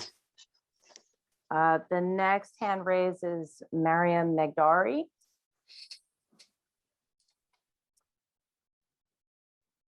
I didn't mean Rich Buccarelli. I meant Rich Pepe. If you could please mute.